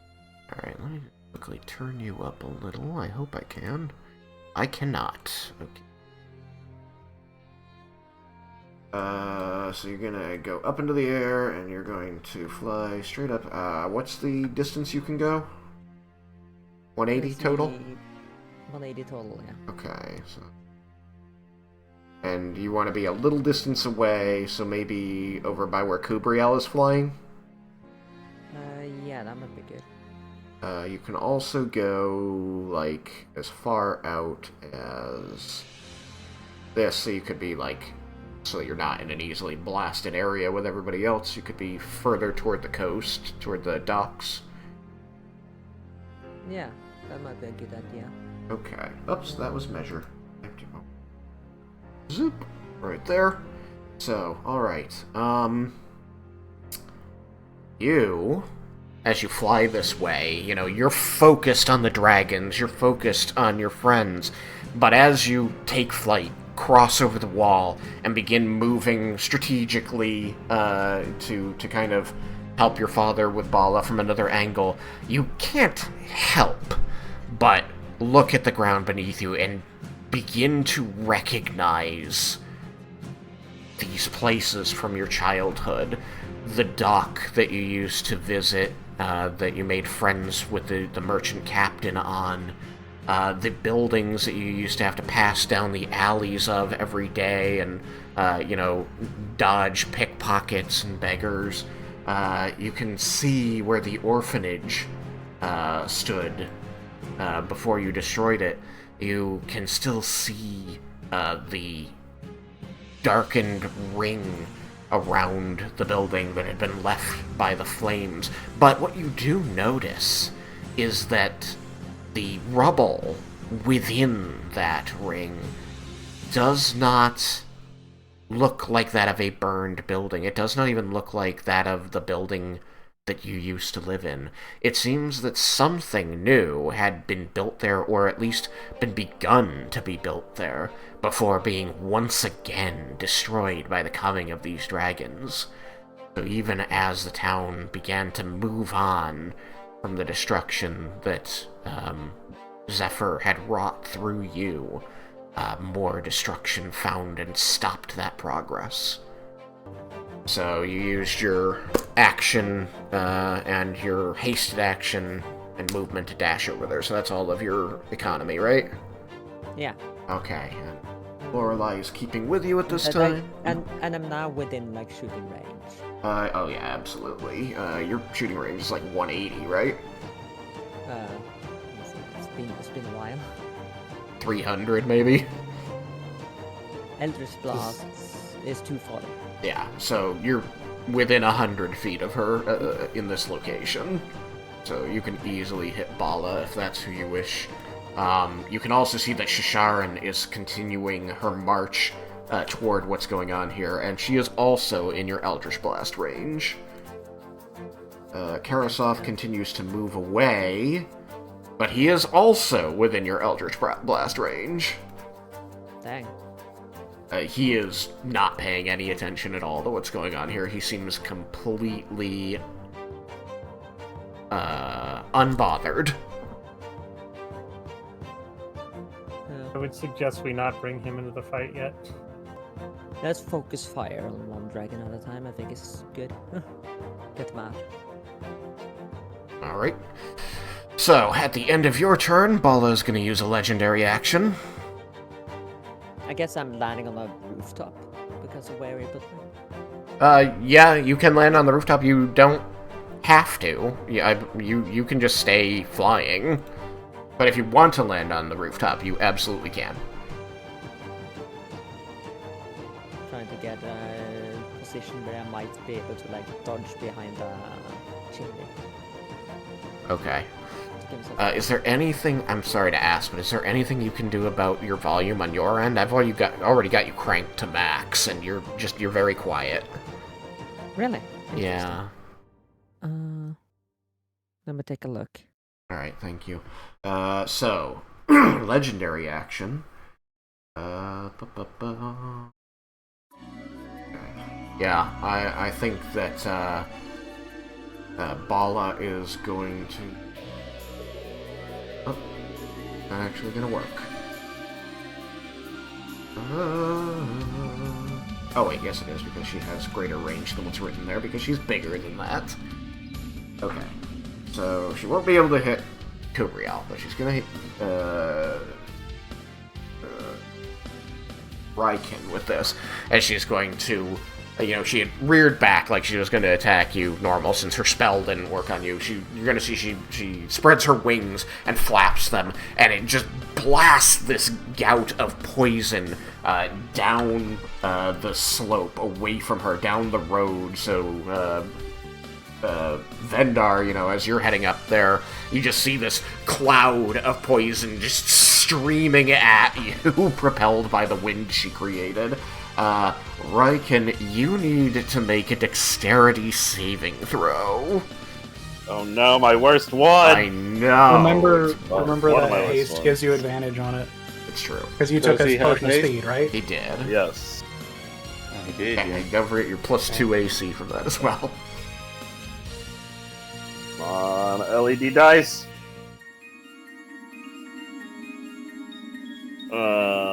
I don't know that you can make those. Probably try. not if Not I with that get- attitude. I got a 20. 20's pretty damn good, but it is not good enough. The highest I could get was a 23. A 23 would have succeeded. But So you only a got that 20. 20. Be better. Yeah, The- just be good. The DC Roll is... that 20s every time. The DC is 23. So you would have to roll it at 20 to beat this. Sorry. It's alright. I rolled a 17 and a 14.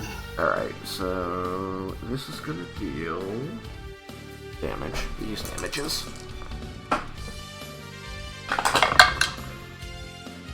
Up. Oh, aren't you lucky? Raiken is pretty lucky sometimes. Sorry. So that's gonna be 19 points of bludgeoning damage. Is that with the already decreased? No, or- that's without the decrease, so you'd only take 16. Alright. You are also knocked prone. Alright. 8, prone, so blue circle means prone, and she gets to move up to half her speed, because it's a wing attack, which is significant.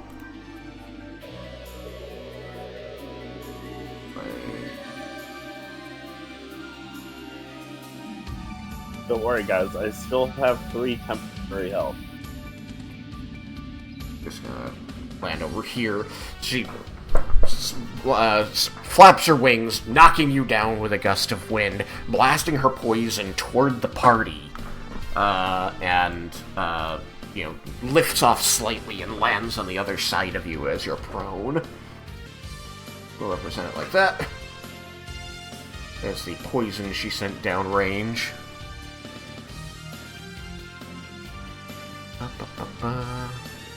Alright, which makes it Shasharin's turn.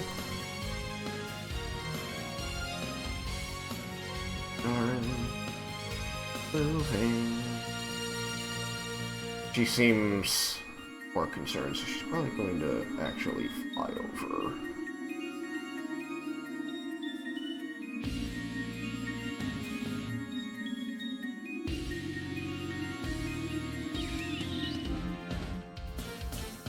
We lost Leah. Huh? He's disconnected. We did? I think Probably for trying to deal with Yeah. the audio stuff, Mhm. I would be unsurprised if there was a restart of Discord. Right. involvement. Yeah. Alright, so Sharon is going to use her movement to get there. Or double. She moves to assist Bala. Twice. Twice? Indeed. But that gives Bala another legendary action because they get to be taken on any other creature's turn. So she's going to use her last point to make a tail attack against the prone Raiken. What? Yeah, legendary action. Raiken's just like exactly where I want her. This is like when he was fighting that giant inside of Nalia's house. Let's see. Oh, Going according to plan. that's gonna hurt. So she gets advantage because you're prone and she's right next to you. Okay, that is a 33 to hit. Ooh, so close, but it does hit. It does hit. And this one is going to deal... Ew.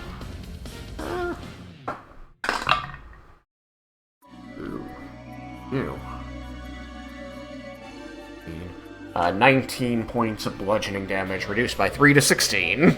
Just keeps getting that 19. This is bludgeoning damage. Doesn't say anything. Yeah, it doesn't say anything about it being magical, so it's not magical. 16 points. That's what you said? 16 with your reduction, yes. Okay. 19 before reduction. Yeah, I mean, there's an argument to be made that it should be magical, but I'm gonna leave it off because they have enough other advantages here. Oh no! I finally actually got actual damage. She finally got through your temp HP. Yep. Oh boy. Okay. And after Shasharan moves to assist Bala twice, it is Raiken's turn. Don't have Felisa here for Lorelai. Well, Lorelai is using her Oh, she already resources to stay with Okay. Leah for now. Okay. Well, Raiken now is pissed. Oh, good. What were you before? So, Miffed. yeah, he was missed. Now he's Sneaky pissed. put out. So after getting hit by the tail, Raiken is like all of a sudden, like this beam of light comes crashing down from the skies, and like you can see Raiken's silhouette, but like his eyes, like you can see his eyes, and they're also lit he's be like, well, now it's time for me to show you my power. And all of a sudden, he starts to float. And wings sprout out from behind him. As he now is several feet above the ground, floating. Alright, so take away your prone. As he uses his Avenging Angel. Oh man. There's 3. Our other 3 can be flying. So, we'll give that to like everybody real quick.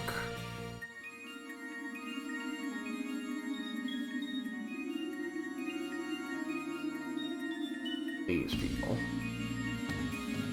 We are also invisible. Yes. Give that other 4. That should be a purple triangle. Remember that. Alright, so you activate Avenging Angel. You lift up off the ground. You begin to glow with the light of Cord. You have wings. Yes. And then he is going to also hold on, actually, no features. He is going to, if I can find it, he's 10 feet away from her, right? Or like within 10 feet? You are within 10 feet of her, yes. You are directly next to her. Okay. She's just looming over you as she just landed on the ground and then smacked you with her tail. He is going to use Vow of Enmity as a bonus action and gains advantage on attack rolls against her for 1 minute. Just glowers and says, "Impress me, whoever you are." And then he at least gets to attack once, thanks to haste. And so he will do so. Alright. Yeah, With his with battle. the advantages. Realize Huzzah! And he got a nat 20. Time to fuck some dragon up. Now that's how you start a fight. You gonna double your crit? Oh, he's doubling his crit, all right. Oh, you're using the maximum effort now? Alright, let's do this. I mean... It is Bala, and he got a crit. It's Bala. It's his arch enemy. This is like his main vengeance. Alright, let's do this. So, You're gonna drop your biggest smite on her, too? Oh, he's smiting the fuck out of her. Oh, gosh. That's too bad you can't poison her, too, like over here. Level 5 smite. She's a green dragon. She could probably handle it. Yeah, that's what I meant. Even if you had poison, I can do it. Okay, so that's... Oh, God. I need more D8s.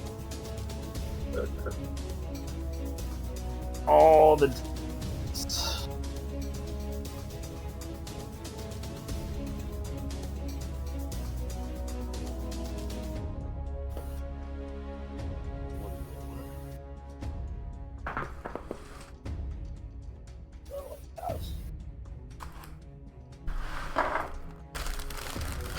Okay. Yeah. This is a lot of dice.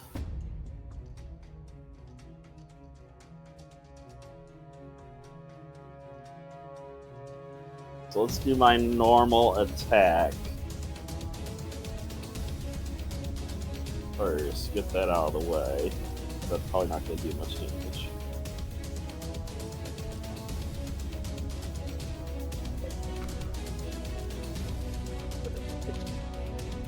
Huzzah. Oh my god, 2 rolls. with two good rolls.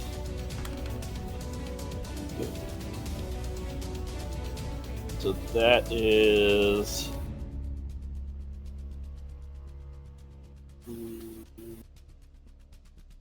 29 points of non-magical silvered slashing.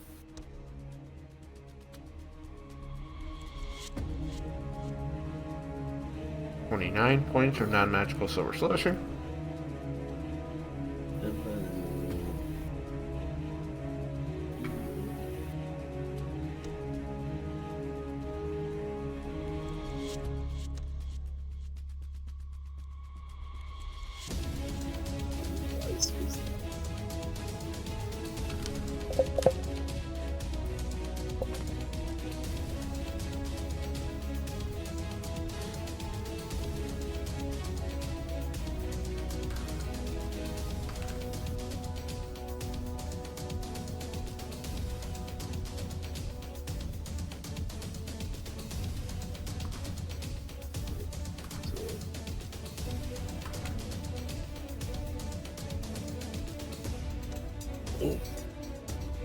Okay.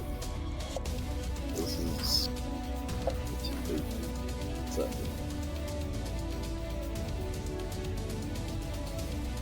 Trying to figure this out. So it's 2d8 plus 1d8 per spell level higher. So that's with a 5th level spell, so that's 6d8 plus my automatic smite, so that's 7d8. Right. And And you then double that's the whole thing, that's 14. The 14. And then you double it again. And then double it again. So it's 28. Yeah, but I think that last doubling is just a doubling, like a static doubling of the total value. Like, I don't think you have to roll that last double. You just, whatever you rolled on the first double, the 14, then you just go, okay, on 14 d8s, I got 50 points. That doubles to 100. You don't have to, like, roll it all again. Maybe you only get 14 points. Okay. Ooh, they're just low rolls. Sorry. Oh, get my calculator out, keep track of these.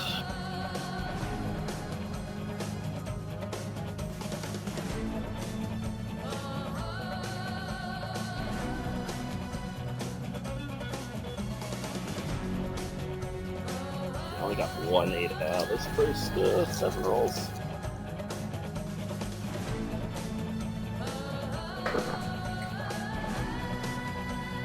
Oh my god, this is not good rolling.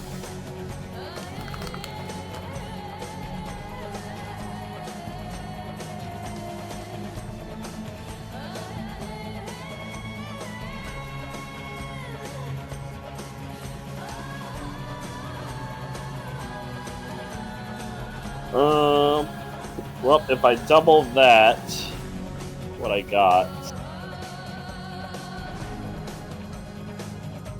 it is 112. 112 radiant? Radiant damage. So that brings you to 141 total damage. With the 29, you hadn't doubled it yet, or you already had? I already had. Okay. So, 141. Which is still an insane amount of damage to do in a single hit. Yeah, that's a pretty good first hit. That's a really good first hit. I had so many 3s and 2s and crap instead of 8s and 7s and 6s. Oh, just show me what you got. Raiken, like, okay.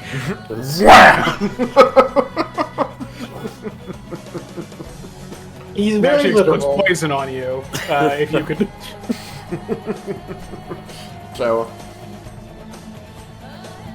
as before, as you activate Cord's maximum effort, your armor is going to flow in small segments of plate down onto the gauntlets. So you see the rest of your armor kind of thins out as the gauntlet beefs up, and then overtakes the axe, turning it into a massive holy weapon with a rocket engine on the back as you undercut, swing it, drawing it up her body toward her chin, and you can hear the clang, clang, clang, clang, clang as the magic blade is just pinging off of her scales. You can see some of the scales flying this way and that as it tears them off of her underbelly. And finally you catch her under the chin, and you know, just like a sucker punch uppercut to the jaw, you send her face skyward. She reels back as she takes 2 steps backwards on her hind legs, reeling from this hit, and you can see the line that your blade has left in the scales down her belly, divoting a bunch of them, removing a couple here and there. And you can see this sickened blood leaking, you know, from the scales of her soft neck as she, you know, still her snout pointed skyward. She seems to finally catch her balance using her wings and, like, leans back forward, slamming her front claws back onto the earth and lowering her gaze to you before, you know, raising her front claw and rubbing at that spot under her jaw where you hit her. She says, "That was a pretty good hit. You won't get another." The day is mine, Bala. The day isn't over yet, Lumas.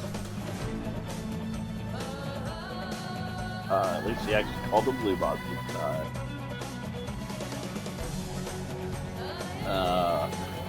That is all Raiken is going to do, because he does not want to move away.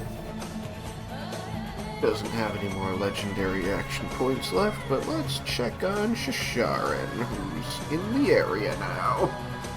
Probably got to witness such a great explosion of energy. You can see, like, as soon as you grew wings and started flying, you could feel Shisharan's eyes on you as she got worried again. I've never kicked her butt once before. It's like, if that's the cord one, what the fuck's the Bahamut one gonna do to us? Let's see, she has the same things. Excuse me. I inhaled a bit of my food I was just eating, that's a problem.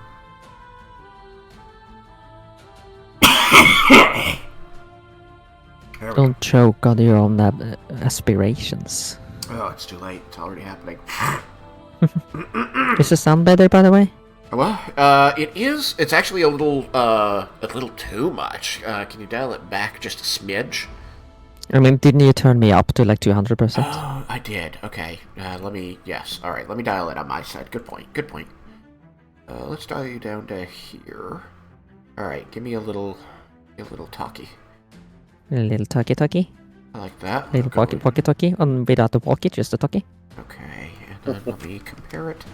Oh gosh. Okay, a little bit more.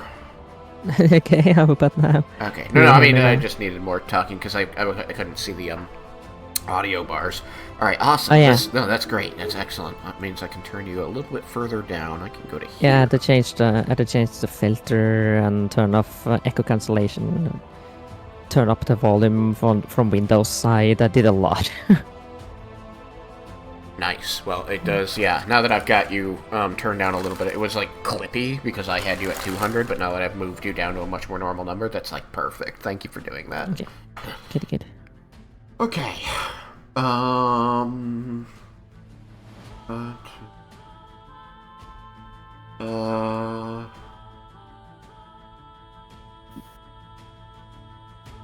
I think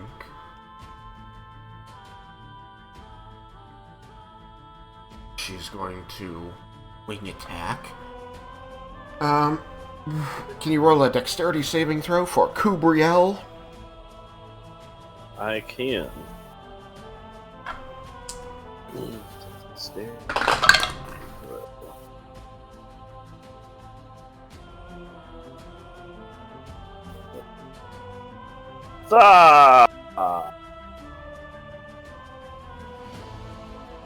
Ooh, yeah.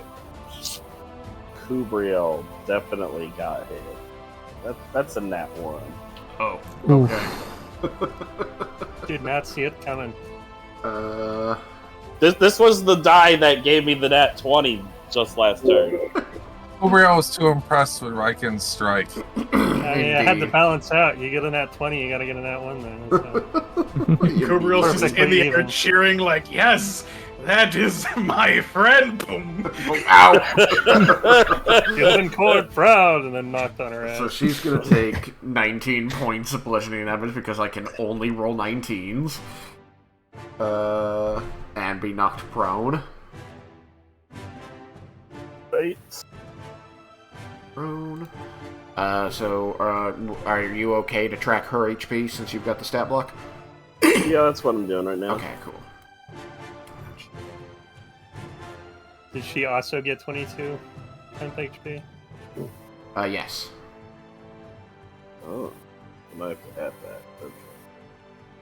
So, Sharon is going to use the half move speed to fly over and land on the ruins of the wall here.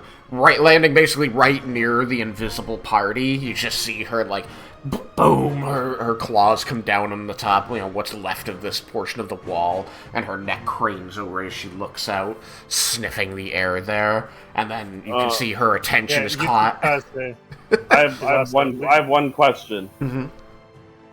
So like even though this doesn't count as her turn,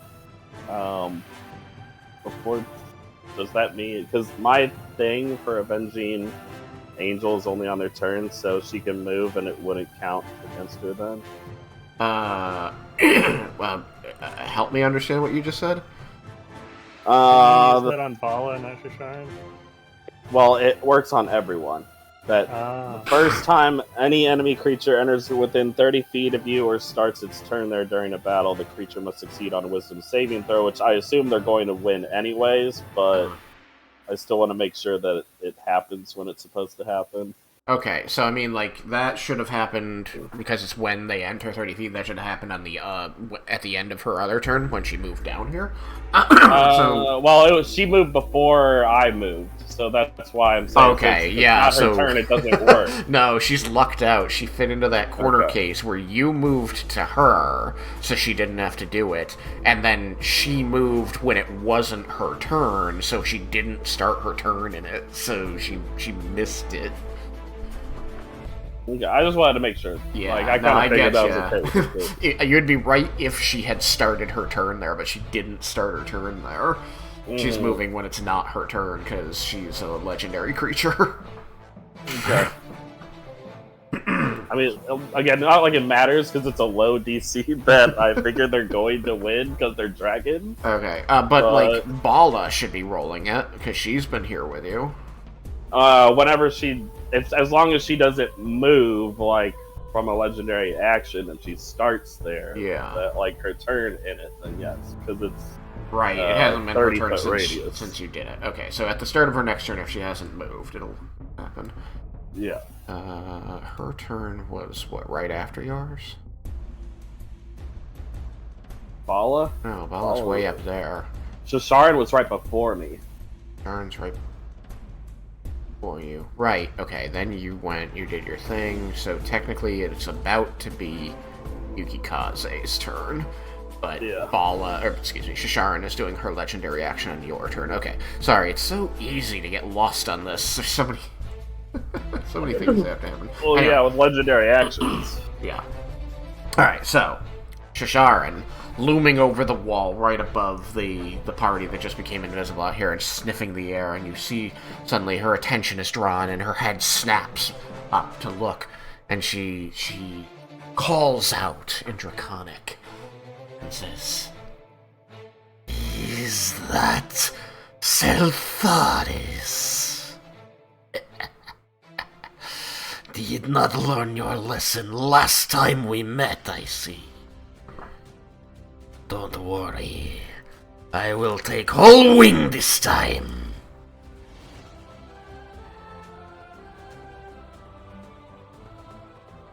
So Yukikaze isn't invisible. Yukikaze is not invisible. Everybody else is, and she does not seem to have noticed them at this time because she's talking to Seltharis. I just you marked Yukikaze invisible because you marked us all at the same time. Oh. No, invisible is the pink triangle. He's marked as flying. He's marked as both, because that's no, Raiken. no, you're right. Yukikaze, not Raiken. I know stuff. Wait, not invisible. Very good, you're right. So she should be able to see Yukikaze.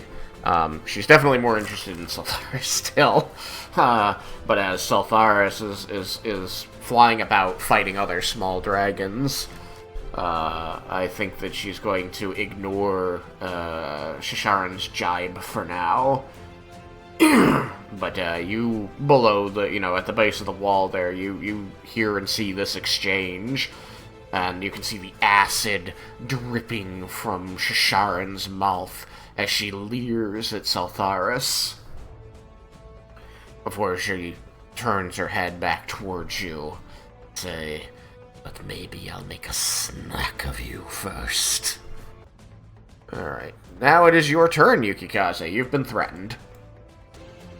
Sharon came up to us, so...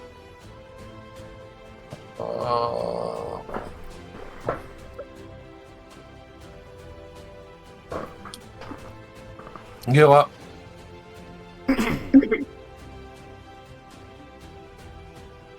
I don't know what. I think I'm gonna fly up to the wall. Sharon's flying above the wall. No. Right? She has landed and she has leaned her front claws on the wall. And she's shouting over it. So I move forward to the closest part of the wall to me. That's kind of safe there in between that debris-looking symbol and the green.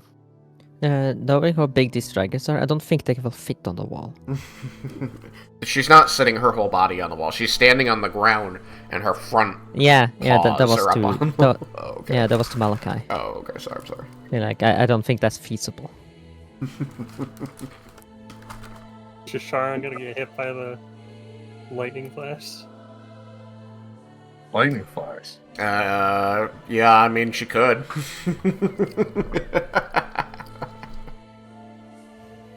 So, actually, I think she will. Hilarious.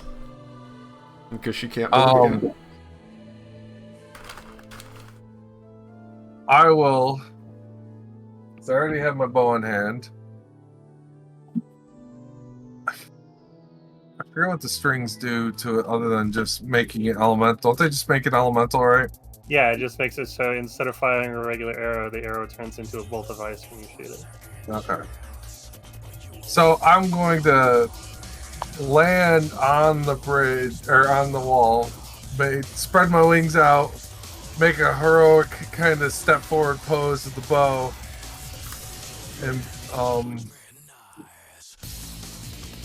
and say,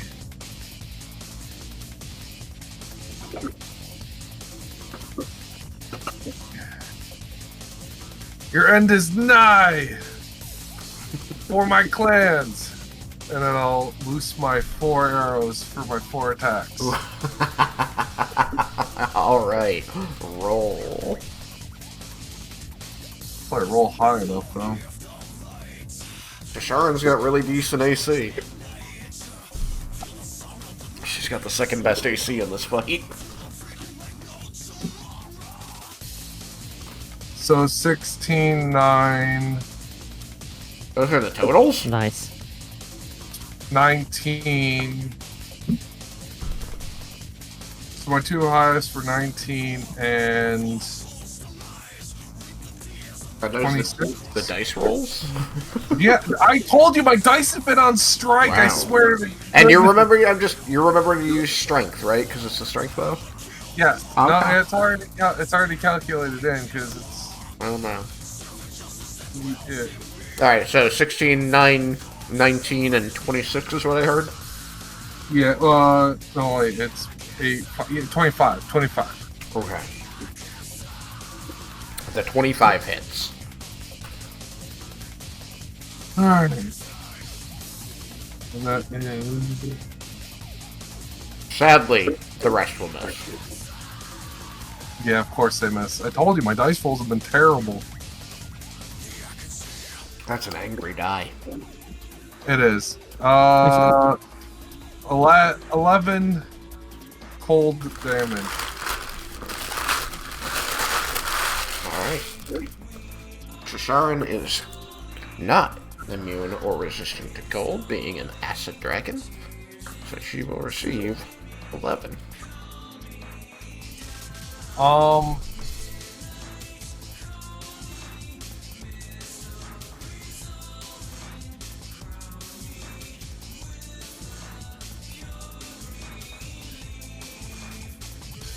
wait till it's gonna take. With my dual wield, I can put away and draw. Can I? Right? You said. Yeah, you can put away, because you can draw 2 weapons, so you could put away the bow and draw one of your other swords, and then on your next turn you can draw the second sword and attack with it. I was gonna do shield. Okay, so yeah, either way, the shield usually takes an action to put on, I believe. Unless, if you knew you were going to use the shield, then you could have had that on your arm and be using the bow while the shield is there. You just aren't gaining the benefit of the shield while the bow is in your hand. Oh, I didn't know I could do that. Yeah, I mean, since the bow goes in your offhand, the shield goes on your offhand. The shield kind of gets strapped to your forearm, and then you use your hand to hold the end of it so that you can direct it. You can simply let go of the shield's handle, so it's still strapped to your arm. You're just not actually able to use it to defend yourself because it's floppy. So then you can shoot with the bow, and it's only moderately in the way. Okay, I will do that, and I will draw Silver Fang, and then have a little bit of movement. Mm-hmm. Yeah, you have. Yeah. So I'll put the bow away, since if you rule that is okay to do for the shield. Pull Silver Fang out in spear form. Okay. Because that's what it was last time. Sure. And then I'll lunge into the air and then get into the position that looks like I'm gonna charge your Charn. Okay. So yeah. And that will be the end of my turn. Alright. So yeah, you move into an aerial position for charging. Alright. Charn's still got a point left. Do anything with it? What's the range?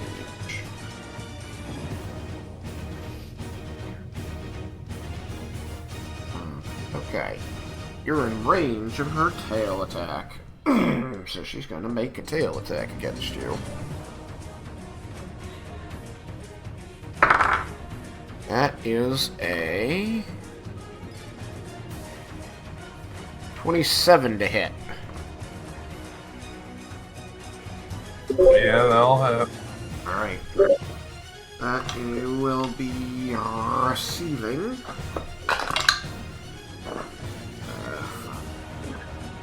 13 points of bludgeoning damage from her tail. So she takes a chunk out of your temp HP, I'm guessing. Yep. Alright, well, that's all she gets to do. Cyrus' turn. Alright. Can you move it so I can see Shisharan and Bala? There you go. Just gotta wait for the stream to update. Okay. Who's in the poison gas? That is Vendar. Vendar. Is Vendar flying? Yes, I'm 60 feet in the air.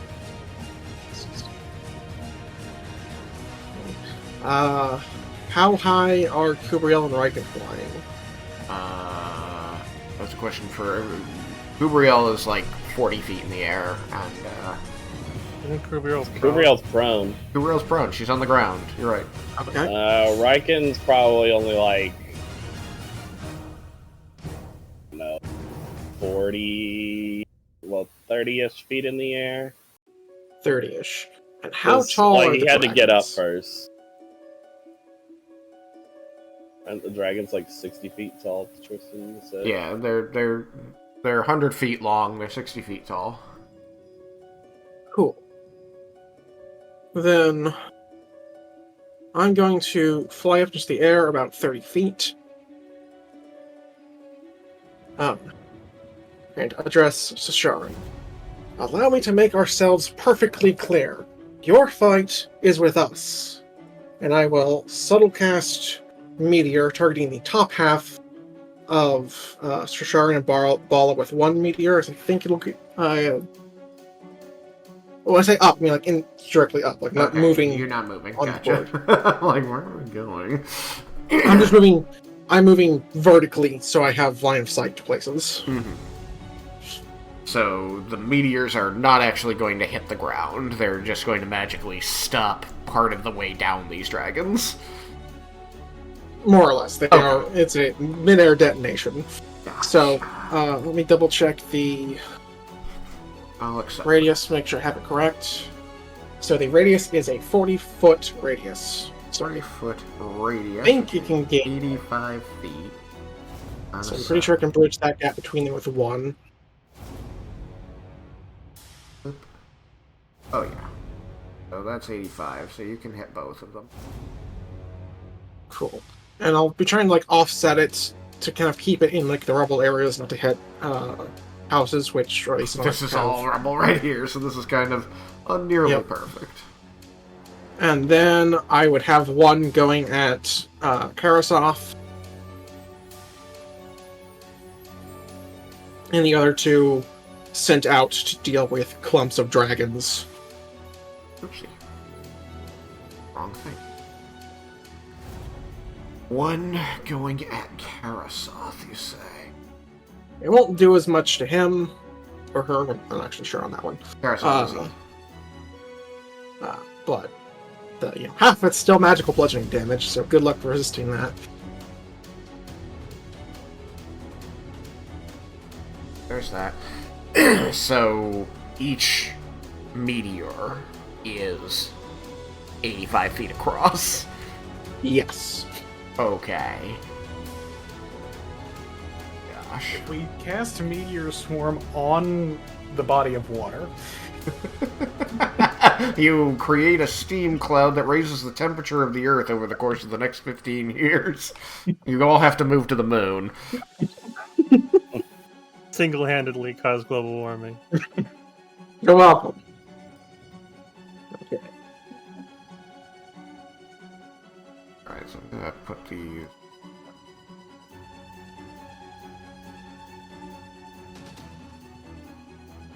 Put one on Carasoth. Yeah. Do my best. Or at least to like hit part of Carasoth, just trying to avoid the buildings. See if I can... If I can't avoid the buildings, then I will just aim for another group of dragons. This is gonna land right at a building's door, but it doesn't hit the building. You just leave the door a little charred. Gonna traumatize a child. They're already traumatized. They're here. Okay. How many of these are there? There's 4. Okay, so there's all 4. This is what you've just done. These meteors fall out of the sky. And because... even if they can see through the invisibility, this has no material components, so this spell has no components with how I have cast it. Okay. Yeah. None of them was reading your mind, so they don't counterspell you or anything like that. And all the other dragons were very busy, so this time they could not, once again, gather up to stop your spells. Here's the bird's eye view of Watchtower Point getting fucked by meteors. They, however, detonate midair and do only minimal damage to the ground level stuff, so all of you people are safe. Specifically Kubriel. She was the one in most risk. And look, just missed Yuki. Alright, so let's see here. Fire damage first. Do you want me to roll 1 per meteor, or just roll 1 and call it good? Let's roll 1 and call it good. Just Works for me. For expedience. So, this first one beat the average by a bit. Okay, cool. 83 points of fire damage. Let's see. And that's without casting modifier from Draconic Sorcerer. So I think it's 90? 90. Alright, so Shisharan has taken 101 points. And there is, of course, dexterity saving throw. I am somewhat assuming they'll make it, but Oh, 30 bro. Alright, let's find out. Shisharan. That was crap. Oh. Yeah, that was a whopping 16. That will not succeed, so that might be a resistance. Oh man. Burning through my That's only legendary half the dice. resistances, you bastard. So now for the magical bludgeoning damage.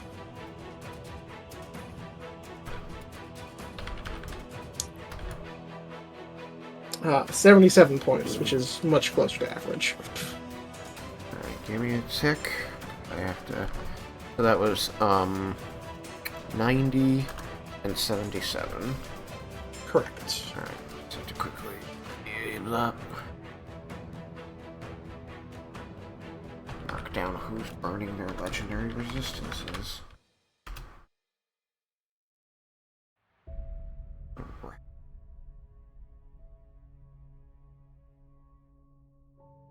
Text. I have no... Oh well. Oh, there it is. Got it. Alright, so each of you is 3. Alright, and on a save they take half? Unless they have evasion. Don't check. Maybe. That would suck, but Probably not. some things go wrong.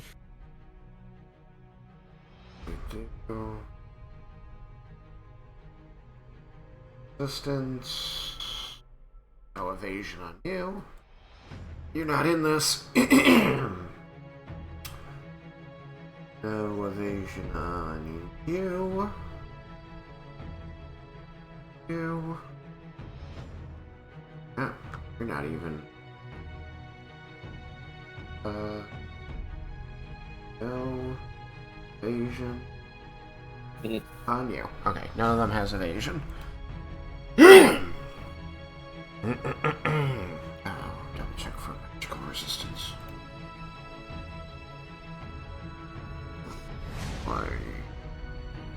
Why would magical creatures have magical resistance? That would make too much sense. Alright, well, we're respecting the book on this. Already changed enough other things about them. They're not magically defense. I mean, You say that, but that, Delicious in yeah. Dungeon has taught me one thing. Then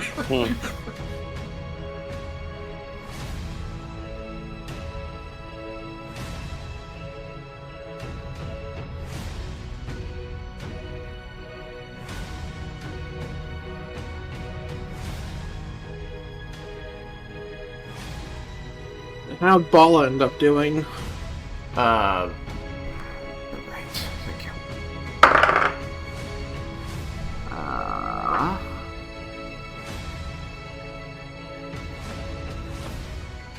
22. Assuming my stats here are correct, I believe that's still a fail due to the added use of the casting implement. Alrighty. And Carasoth. Everybody fails. Yeah. Carasoth might not actually use resistance though, because of the whole fire damage thing. It's still 77 bludgeoning. I mean, true, but there's also, mind control he could save that for. Yeah, he's got enough HP that I don't think he's too worried, but that's an annoyance, what you just did to him. So he won't, he'll just take it. The other two are a little less prideful than he is, so they're going to use their legendary resistance, which means they have it. So you started here, and you started here. I forgot they could roll to reduce it, so I originally had applied it in full. That's 45. Sorry. Yeah, the save set my mind at the start.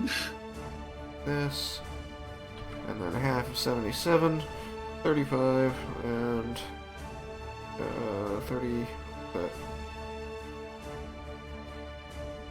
4, 36 is going on. 36. That number also going to take 36. That, and then 45. Leave you up. Fun number. Okay. Okay. Bala felt that. Bala's starting to feel it. She's not bloodied, not by a long shot, but she's definitely the most hurt of any dragon here. Yeah, she's taking some wallops. She has taken some wallops, and she's definitely the one who's being focused, even though she's really confused about why. Like, I get it. Raiken told her. Yeah, but like, I think, like, intellectually it sort of understands it, but emotionally it's like, why do you care? like, I've been yelled at and cursed out by a lot of mortals throughout my very long existence, and none of them has managed to hurt me after talking a big game. In order to do that, they usually have to get close enough that they start coughing, which, if there's one thing that ruins a, like, dramatic, heroic speech, it's hacking up a lung because of the poison. And he just stood right next to the living miasma and called her a bitch. It's like, okay. So yeah, these meteors fall out of the air. Kablooey, kablooey, kablooey, kablooey. They kind of try to dodge it, but like that doesn't go too well. They still take a hit. Carasoth takes it on the chin and just sort of you kind of see he like stops mid-flight. Like at this point, he's like, okay, rude.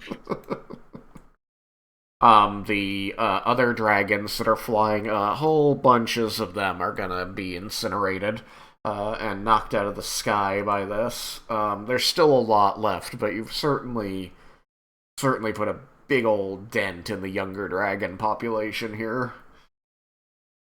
Okay. Hopefully to keep the tide in our favor. So, I believe I do still have a bonus action and haste action. Okay. Lay it on me. What are you doing? Assuming Ball is within 120 feet, I will attack her with Firebolt. Well, not 120. I think it's actually 240 because I have Spell Sniper. Okay, then yes, she's in range.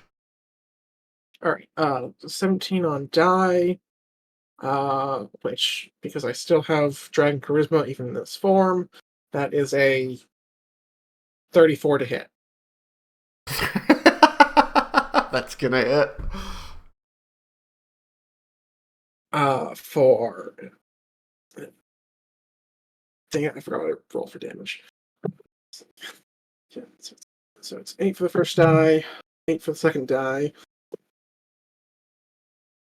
4 for the third, so that's 16, 20. 8 for the fourth die, that's 28, plus 9, that's 37 points of fire damage from Firebolt. 37 points of fire damage, which he doesn't get to resist any of. So...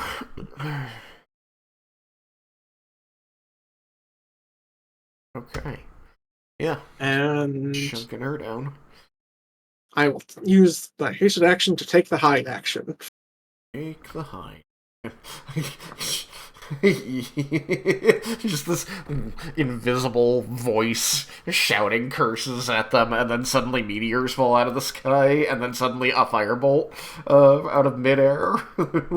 I've specifically saved 20 feet of my movement, so I'm not going to be where that firebolt came from if this hide succeeds. Alright, roll your head. So, music. well, I'm a halfling, so I believe I still get to reroll ones, if my understanding of how this all interacts is correct. I mean, I've ruled against it before, but I'm gonna allow it. Alright. It doesn't matter. One anyways. That's Oh, 2 ones in a row. So that's 10? Got a 10. Keep that die. It's lucky now. Lucky now. Kind The odds of it rolling another one. Yeah. So I have a 10 in stealth. I think I'm doing great. I moved 20 feet to It's not a be 1 in a 8,000 chance. to not be in a lightning area, but not be where I was. Alright, so you got 20 feet, you said. You want to, head, over this way a bit? Kind of like between Chesharan and Soltharis. Yeah, that works. Yeah, okay. That's 20 feet. Measurement tool again. Bam, 20 feet. Okay. You said 20, right? Yes, because I moved 30 up for just line of sight reasons, and that these are 20. So far, Ballas is like, when did mortals get this annoying? Alright, where are we in initiative? There's Carasoth's turn, right, so Carasoth literally just got hit in the head with a meteor. And he was drifting lazily back to his throne over there. He stops midair in the wake of that meteor hitting him. And you just sort of see, smoke rising, away from you in front of him before he turns back, and you just see it sort of, billowing from his nostrils. He goes, oh. Alright. I want some quality time with Daddy. God. Someone just threw the world's biggest rock at him. You did, and it bounced off him.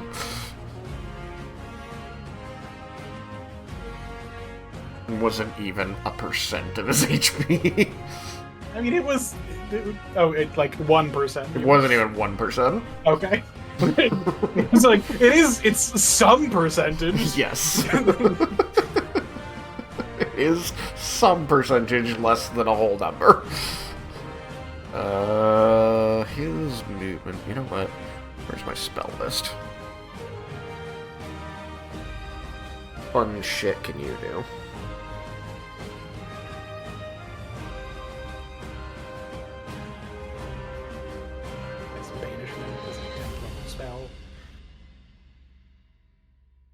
What's that?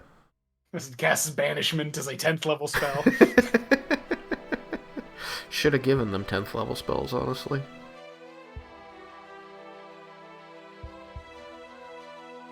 Man, there's a lot of good ones here. So, question I'm going to regret asking. Do they have any kind of fear aura? They have fear stuff as an action. They haven't been using it yet. I They can't. It's not an aura. They have to do it, actively. Just in case there's something passive, because Some dragons have that. When they do an attack. Yeah, right? which I think is what I have. Yeah. Oh. Just in case it was passive or something. Yeah, no. They calls it an action. For all the dragons have frightful presence, but that's an action to do it. It's not just an aura.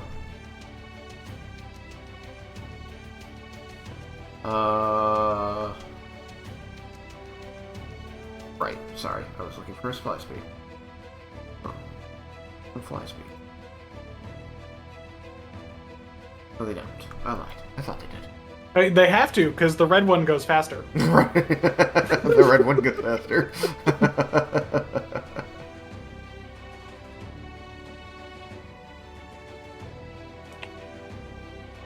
Normally dragons are with a bunch of kobolds. Why is this one with a bunch of orcs? So you're going to see those bright orange glowing eyes of his turn a shade of blue, and he begins flying back toward the battle. Well, I got his attention. Now what the hell is step 2? I thought step 1 was don't get his attention yet. Yeah, then you want to finish off all before we bring in the third ancient dragon, but It's fine. Probably fine. Sorry, so he just used that. Okay, so we lose Carasoth. Lose one of those. Raiken will be fine. It's nothing. He's just in the middle of all three of them. Yeah, Raiken's fine. Why are we And worried have a about meteor Raiken? explode. It'll explode over your head. We are over time. Or- You are. We are over time. Holy crap. It's sad we didn't get to stop at our normal spot of Hikikaze in the tournament. You're right. We're going to be starting with Jebel next time. Dun, dun, dun. Here, Carasoth. Put the usual start in there so that I hopefully remember to start with Jebel. Oh. I missed a few points actually because it won't let me change my strength to 27. Oh. I need to add some damage? That would only add like 2 points of damage, I think, right?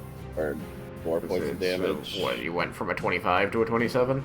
Where did I you went go? from a 22 to a 27. Okay. So, 22 to 26 is plus 2, doubled is 4 points. So, Bala should have an additional 4 points of damage on her. Yeah. wasn't it quadruple? Well, but his ability is the only thing that's the static number. It's the Yeah. actual crit. The crit doubles the dice. The other one doubles the static total. Yeah. Okay. Alright, so that puts her there. Still not bloody. But closer. Yeah. I mean, she's a lot closer than we probably have any right to get her in, what, 2 rounds? How much damage did Carasoth take? 77 points of bludgeoning because he's immune to fire. And that's less than 1%. Yeah, he got a lot of HP. That's so much HP. Yeah, these are That's bigger 7,700. than standard ancient dragons. These are ancient so dragon much demigods. These are advanced dragons. These are advanced dragons. Yeah, and this is after last session when I had with the 22 points of temporary HP, 255, and Tristan's like, "You don't need that much." You don't. Why would you need that much? How much have you been hurt so far? 0? That's a lot of HP, and then he like makes a dragon with like 10,000 HP. It's not 10,000. It's slightly less than 10,000. It's like 8,500.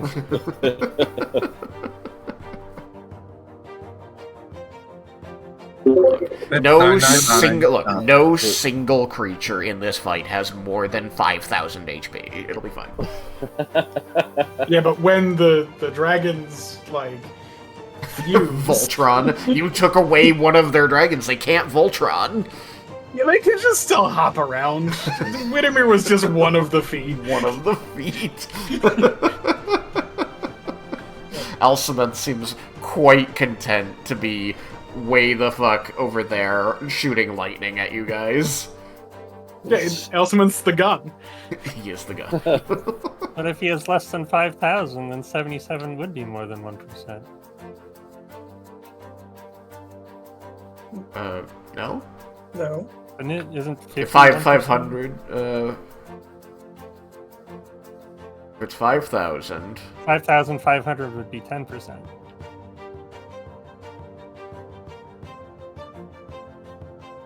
Church dragons are like Voltron. The more you hook up, the better it gets. Alright, you're right.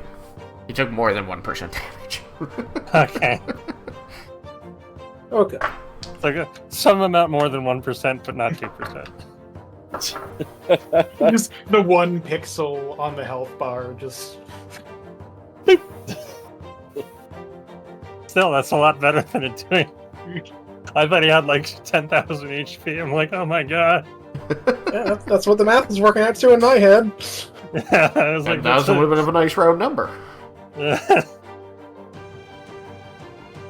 What a great start to this giant epic battle. We dropped meteors on the city without destroying the city. We didn't kill any people, as far as we know. We still gotta see if Gemel's gonna drop his Storm of Fury on the party, which will be really fun. Yeah, it's just got the halfling guided artillery. And don't forget about the uppercut of the sentry. Well, yeah. Yeah, no, that's the only way that fight was allowed to start. I'm sorry. I mean, it could also end that way instead. It pours Either one's maximum effort. No, it has to do both. Sorry to I inform think he you only gets it once a day. that your position as my nearest and dearest ally has just been replaced by the guy who uppercut a dragon. Alright, so, yeah, I do think that was, overall, a very decent introduction to the final battle. The battle for the heart of Amaranta against the children of Tiamat. I've been dreading this fight the whole campaign, because you can't build it up for 10 years and then flub the final battle, so I've been trying not to. Trying! So, Yeah. We'll see how it goes. Gotta make it look cool, but you also don't want to make it impossible, you know? It's far from Well, impossible. at least give us a chance to win. You guys are creaming Bala. Like, Yeah, if you can keep up this heat on Bala, you're gonna be fighting 2 dragons instead of 3. I'm really looking forward to Yukikaze using that bundle I gave him. 40 D20 plus 100 damage. Hey guys, I don't think I can do anything like that. Just now imagining, like, dimension door into the stomach of the dragon. Yeah, I mean, if it's in his mouth, right, can he not dodge it? Does he not get the save? How is he going to dodge something that's in his throat? It's gonna be real damn hard. Very carefully. Yeah, it's not gonna go too great for him. I mean... And that's just the force damage. It's also the thunder damage, which is the another 15 D6. Does have, there's a lot of damage associated with that thing. I love my dynamite. Can't wait to use it. Like, yeah, you know that mountain over there? I don't like it. Oh. It's hindering industry. What the fuck does that even... How do you think I'm going to build my train tunnels through mountains? Somebody on the other side of Amaranta goes, "What was that noise?" And the person nearby them just adjusts their glass and goes, "The sound of progress." You know what? I just want to change the geography of this continent. That mountain's in the way. Let's just get rid of it. Somebody keeps asking me, Vendar, they say, why do you walk around with a cartographer? And to that... We're updating the maps again. Pray I don't update them further.